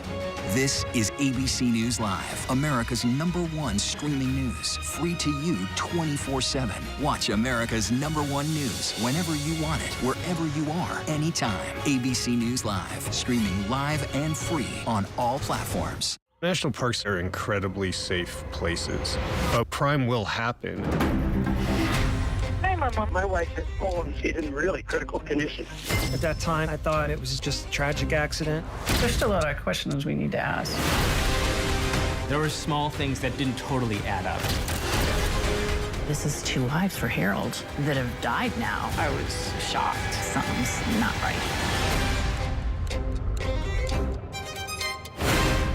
Now streaming on ABC News Live 2020. True crime, cinematic, real-life drama, stunning, the unthinkable. Follow the clues, The Hunt. True crime 2020. Now streaming on ABC News Live. Take America's #1 news with you anywhere you go, anytime, free. Download the ABC News app now. Breaking news, exclusives, 24/7. There for you with one touch. The ABC News app. Download it now. And the instruments used were filthy instruments, and the death rate was high. But this happened only to the poor. The rich fly away to another state, another country, and there get an abortion. That was a glimpse into some of ABC News' reporting in 1969, before Roe was the law of the land. Now, of course, it is no longer the law of the land. Our Janae Norman sat down with 3 different women who all had abortions for different reasons and explains the complexities behind their decisions. It was in my apartment. It was on a daybed. I was blindfolded. I put a tube into my uterus and put a saline injection in it, and that induced labor. But there was no follow-up. I mean, it was, thank you for the $100. You're fixed now. And he was out the door, and there I was. Nobody told me what to do after that. Adele Zimmerman was 23 years old when she found out she was pregnant. And I didn't want to be pregnant. And I considered the pregnancy an invasion of my body. No one knows how many abortions are performed in the United States each year. The number may run into millions. No one knows because the overwhelming majority of abortions each year are illegal. So when Adele sought one in the 1960s, she had to turn to the black market. And I didn't know how dangerous that was. I thought I'd be arrested. And I remember lying on the god-awful linoleum in my bathroom crying and bleeding. Nobody should have to do that. Nobody.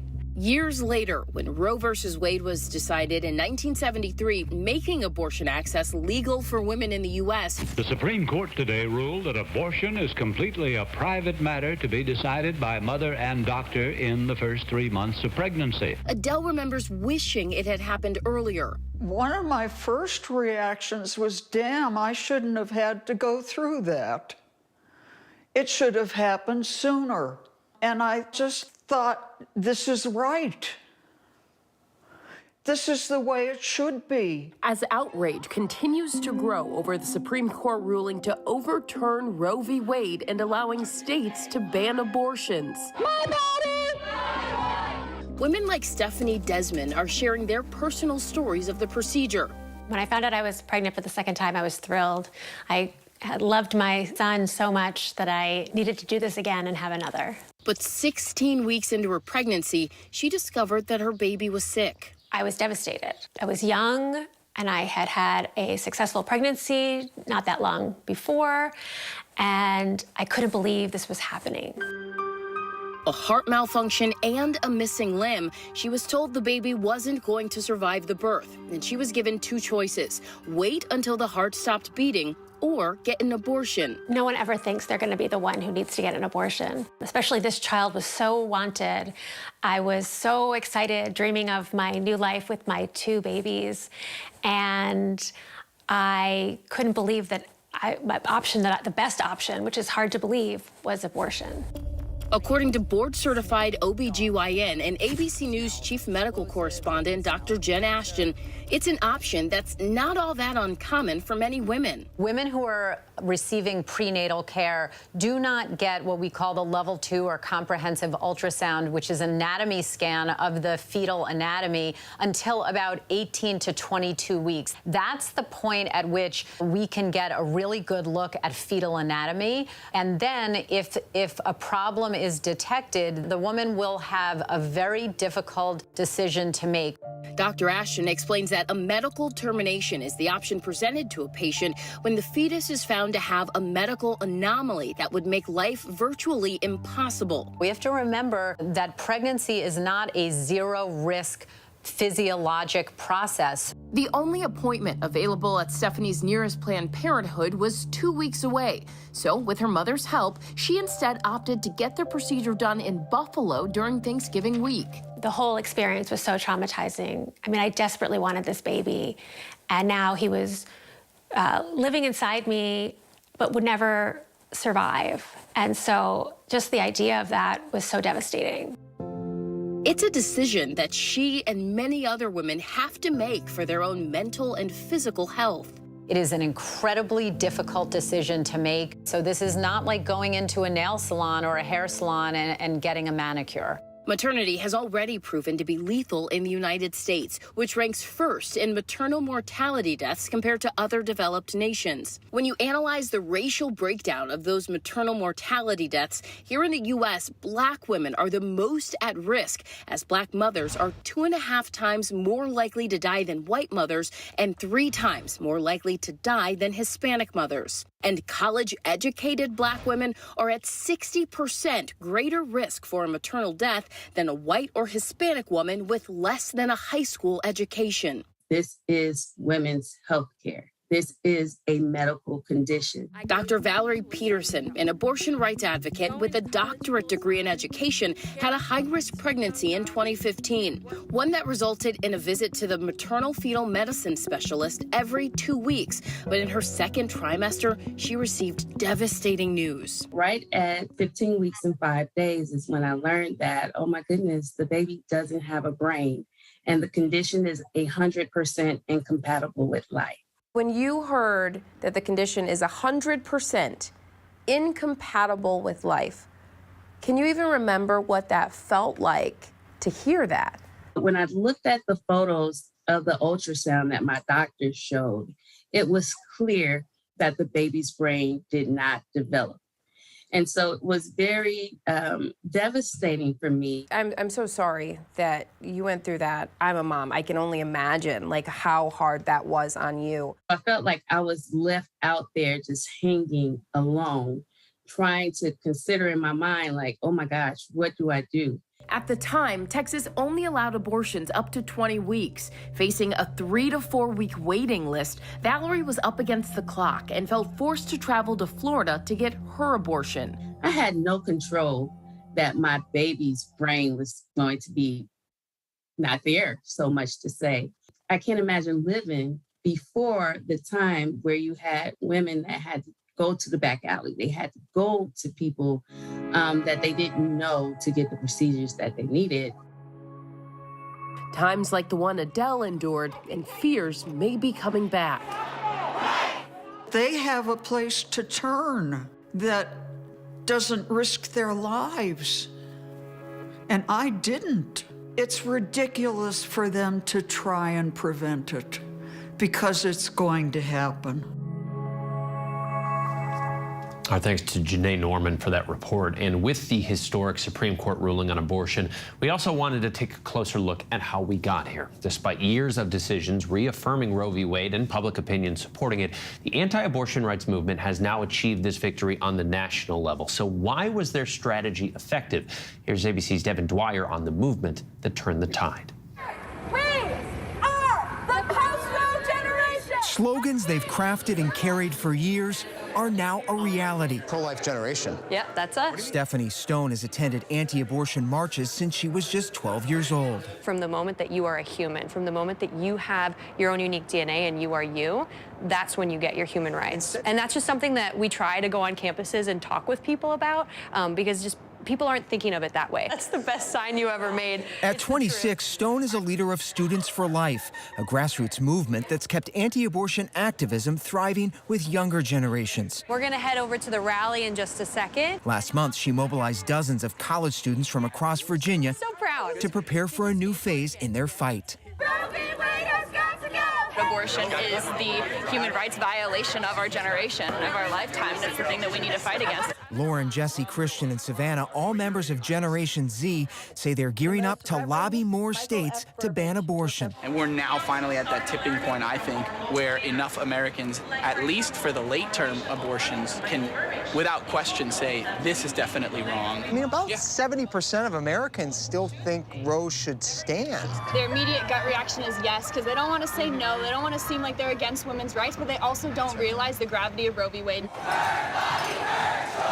The gravity of the moment, We're not going back! leaving many to wonder how the tide turned seemingly so quickly. Jackson Women's Health. In Mississippi, which brought the Supreme Court challenge, last fall at the state's only remaining abortion clinic, we found a growing wistfulness about what's transpired. It feels scary because that means that we've been fighting all these years, and it's like, how great of a job are we doing as a people, as women, as you know, pro-choice people? How great of a job are we really doing if we're the only ones that are open? If you're coming to the clinic, you can pull right on in, honey. Volunteer organizer Dorinda Hancock says the Supreme Court case is a wake-up call. One thing that I have to give the anti-abortion protesters credit for, they are well organized, well funded, and they stick together.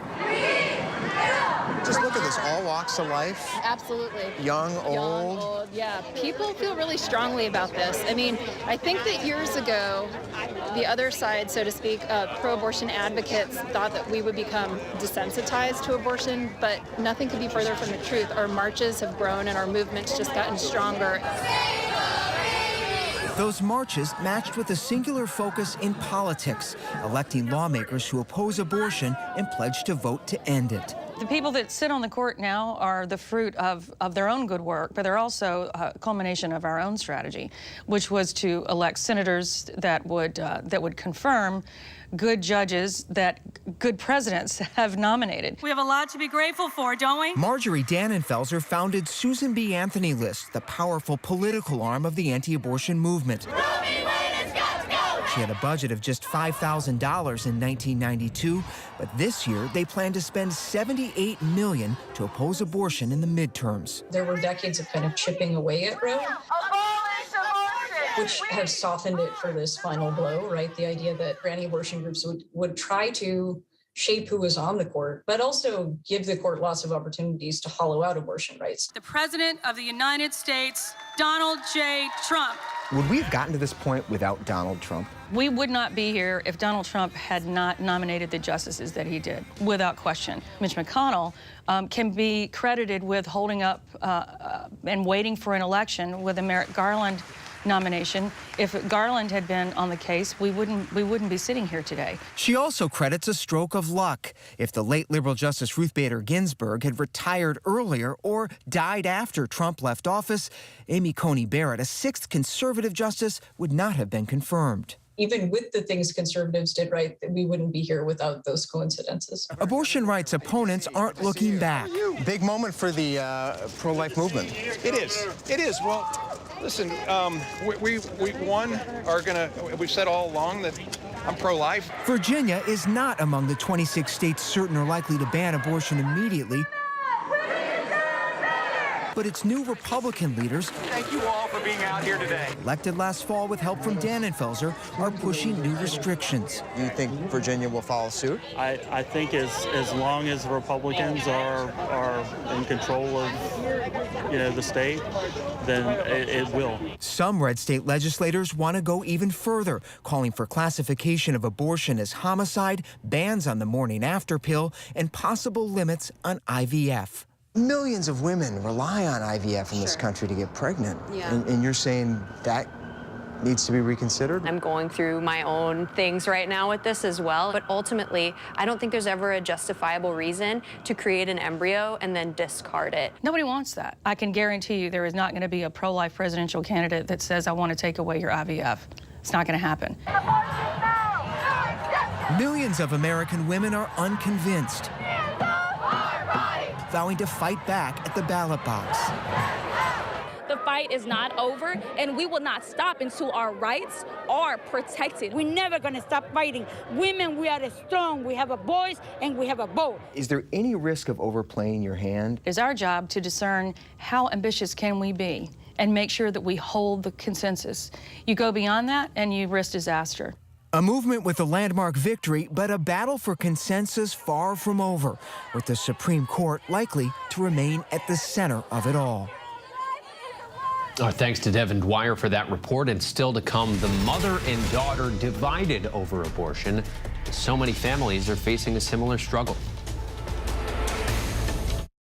Right now, with so much at stake, Sunday mornings, this is the place. Taking on all the tough questions, straightforward reporting, no spin, no hype, no bull. Thank you for making ABC's This Week with George Stephanopoulos the #1 Sunday morning news show versus the competition. Welcome to This Week. Take America's #1 news with you anywhere you go, anytime, free. Download the ABC News app now. Breaking news, exclusives, 24/7.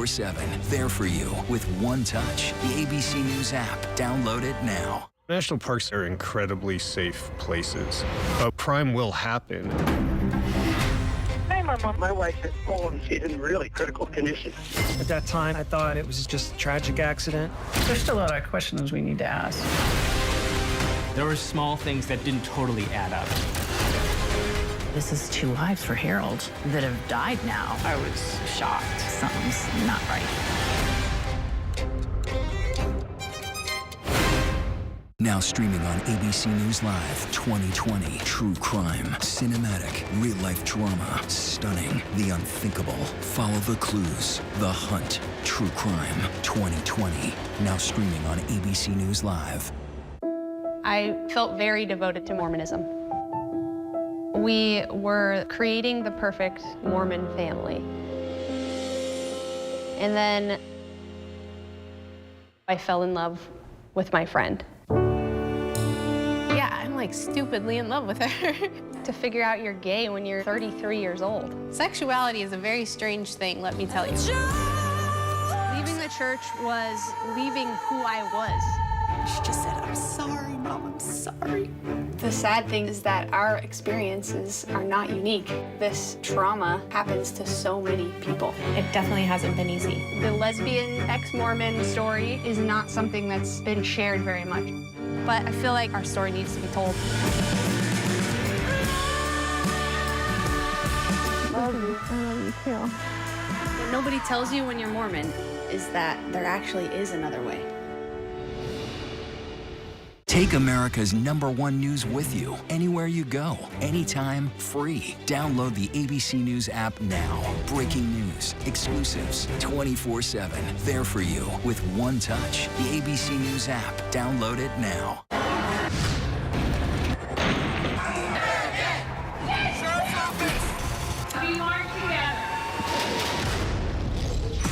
The most powerful stories of our time, anytime. Nightline. Ready for a little GMA-ish promo? Okay, here we go. GMA 7A every day with Robin, George, and Michael. That's how you start the day. Boom! America's #1 news, ABC News. Most watched, most trusted, and streaming live to you anytime, anywhere, and free. This is ABC News Live, America's #1 streaming news, free to you 24/7. Watch America's #1 news whenever you want it, wherever you are, anytime. ABC News Live, streaming live and free on all platforms. A Boy Scout is trustworthy, loyal, courteous, kind, brave, and obedient. One thing about scouting, once you're in, you don't leave. Parents gave the Boy Scouts the most valuable thing they had, their children. And the Boy Scouts told parents, you can trust us. At first, he was just a nice guy. It wasn't even like a week. It was the night I got there, he started doing stuff.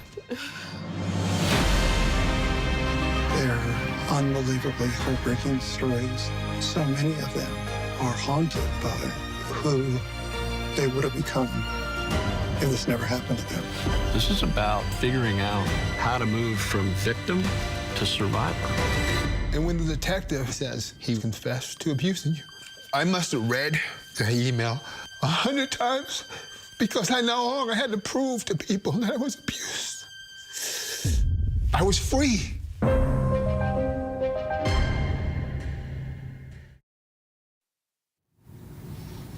It's often said if you want to keep the peace, you shouldn't talk politics or religion. But in this climate and with this ruling, arguably our nation's most polarizing issue is going to be discussed in homes across the country, and some conversations may turn from family love to family drama. Here again is Deb Roberts with this glimpse into a house divided. You put that baby inside of you, you are responsible. No, whatever you do, you are responsible. Okay, well, we're just gonna never agree on this, baby doll. That's Kathleen Walsh and her mom, Nicole, sparring about abortion rights on a podcast for The Cut and Vox Media. The two are very close, but strongly disagree on the topic of abortion. Kathleen, a writer, is vehemently pro-abortion rights. Her mother is not. It's a familiar family feud to many, a house painfully divided. Until you are pregnant, you don't know how you will feel about that fetus inside you. You don't know that. There's a whole world of other experiences. Whatever maternal bond or instinct or like magical spiritual moment that you experience, that's not universal. 9 months after Kathleen recorded that podcast and penned her article for The Cut, we sat down with mom and daughter to discuss their decade-long disagreement. Hi, Mom. It was just days before the Supreme Court would make its landmark new ruling overturning Roe versus Wade. How intense have your arguments been over this issue? Well, there's been some words. Some words you can't say. Your mom has equated abortion to murder at one point, no? At a certain point, yes. If it's a viable child that could live outside the womb, yeah. When do you think abortion should be legal and not legal? Before 16 weeks. After 16 weeks, I don't think that it should be. And what is it about 16 weeks for you? The feeling, you feel the baby inside you at that point. Every pregnancy's unique, but on average, women are able to feel movement from their fetus for the first time between 16 and 20 weeks. Why is it so important for you to try to change her mind? I have the right to control my own body, my own life, my own future, my own destiny. When Kathleen was conceived, her mom, Nicole, was a 21-year-old college student. She met Kathleen's dad back in 1988 on a summer break. How tough was it for you being so young and having a baby? Very tough, and I looked really young. And it was hard. We didn't have money. We had cardboard boxes for tables. We didn't have a TV. We just were a pro-life household because it was always sort of part of my origin story because my parents were so young when my mom got pregnant. Kathleen's parents eventually married. More than 30 years later, Nicole still recalls that first visit to a doctor. She showed me just the picture of where the fetus was at that point, and to me, that looked an awful lot like a baby. So abortion was off the table for you? It was off the table immediately. Life was a little tough. Did you regret it? Never. Not for a moment. I just looked at her and said, did the world exist before she came along? Because I don't think it could have. That sentiment at the heart of this heated argument between mom and daughter, an anti-abortion origin story Kathleen finds problematic. I feel like so much of her position about abortion, the way it was framed to me growing up, was I'm against abortion because I loved you so much. I don't want to be that. I don't feel that way. I don't want to be the reason anybody is against abortion because now I feel like that's limiting my own freedom and my own power to choose my own future. You two had an enlightening discussion on your podcast. Let's see if I can play this. It just feels like I'm the reason she's so pro-life, and I don't want to be that. Like, I don't want to be a pro-life mascot. She doesn't want to be a pro-life mascot. You're not. You're not. You're just a wonderful person that is in this world, and you're my daughter. For you, Kathleen, to know that you formed her opinion against abortion. I hate it. I'm sorry. We don't have to hate each other because we don't agree on something. I will always love you, and it wouldn't be our relationship if this wasn't something that I could talk to you about, and disagree with you about, and try to convince you on. That's part of what makes us so close, I feel, that we talk. We do have quite a few things in common. Reading the same books. For these two, a possible new turn in a debate both say holds very little middle ground.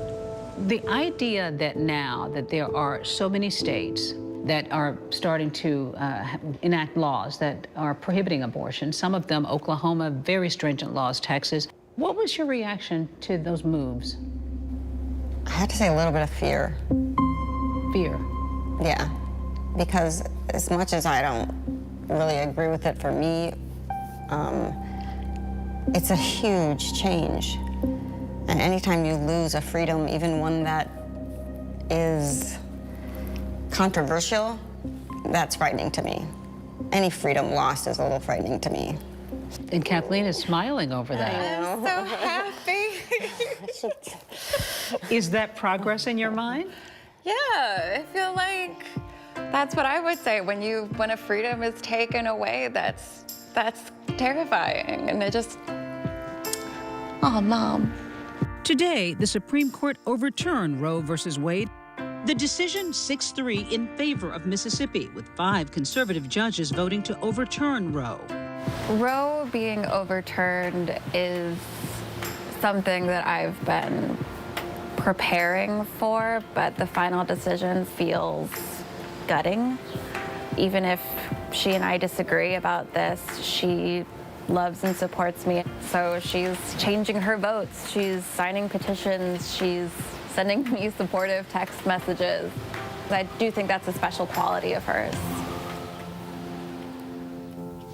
Thanks again to Deb Roberts. Thanks for watching this ABC News Live special report, Roe v. Wade overturned.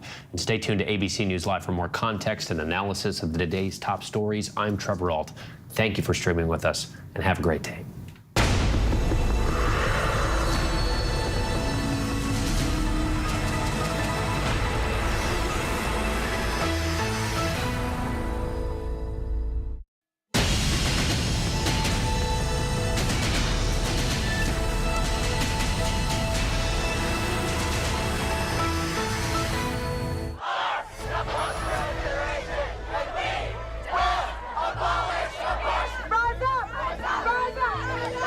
was shaking and I was so happy. I couldn't even think about anything else. I was just shaking. I never thought that I would witness this moment. It doesn't matter if you don't agree with abortion, but that doesn't mean you take the rights away from somebody else, period. Tonight, the raw emotion. Americans taking to the streets after the Supreme Court overturns Roe v. Wade. The conservative justices striking down nearly 50 years of abortion rights in America. President Biden declaring it a sad day for the court and the country and calling the ruling a tragic error, saying it shows how extreme the court has become. The former president taking a victory lap and his former vice president saying this is just the beginning. ABC News Live Prime has full coverage of the ruling, the demonstrations, and now what comes next in an even more divided America. Plus, what will this mean for future cases before the court? As we're standing by to talk with a leading anti-abortion rights activist and the president of Planned Parenthood. And we'll take you on the ground to the clinic in Mississippi at the center of this historic case. And if you're watching this wondering what does the court's ruling mean for where you live, we'll take you through the latest information we know about where abortion is still legal and where it suddenly isn't. And our look at the abortion alternatives. What happens now to those who cannot have an abortion? Are the promised resources there? Our in-depth report. Having a wait list now, we're already trying to gear up and make sure that we can meet the current need, in addition to any increase that we might see. And good evening, I'm Trevor Alden for Lindsay Davis. Thank you so much for streaming with us on a day that will be marked in history. The historic sweeping move by the Supreme Court's conservative majority striking down Roe v. Wade, overturning nearly 50 years of abortion rights in America. This decision now leaves it up to states to outlaw abortion, and many are already doing that. At least 6 have triggered their abortion bans. 4 more could in the hours ahead, 3 others by the end of July. In all, 26 states could have abortion bans in the coming months. That's home to tens of millions of Americans. This ruling has sparked incredible emotion from both sides of this heated debate. All day long, demonstrators have been just off the steps of the Supreme Court. Anti-abortion rights activists celebrating a ruling 50 years in the making. And abortion rights supporters disheartened to lose the very personal right to decide when to have a child. At the heart of the ruling, a Mississippi law which bans abortions after 15 weeks, but 5 justices going even further,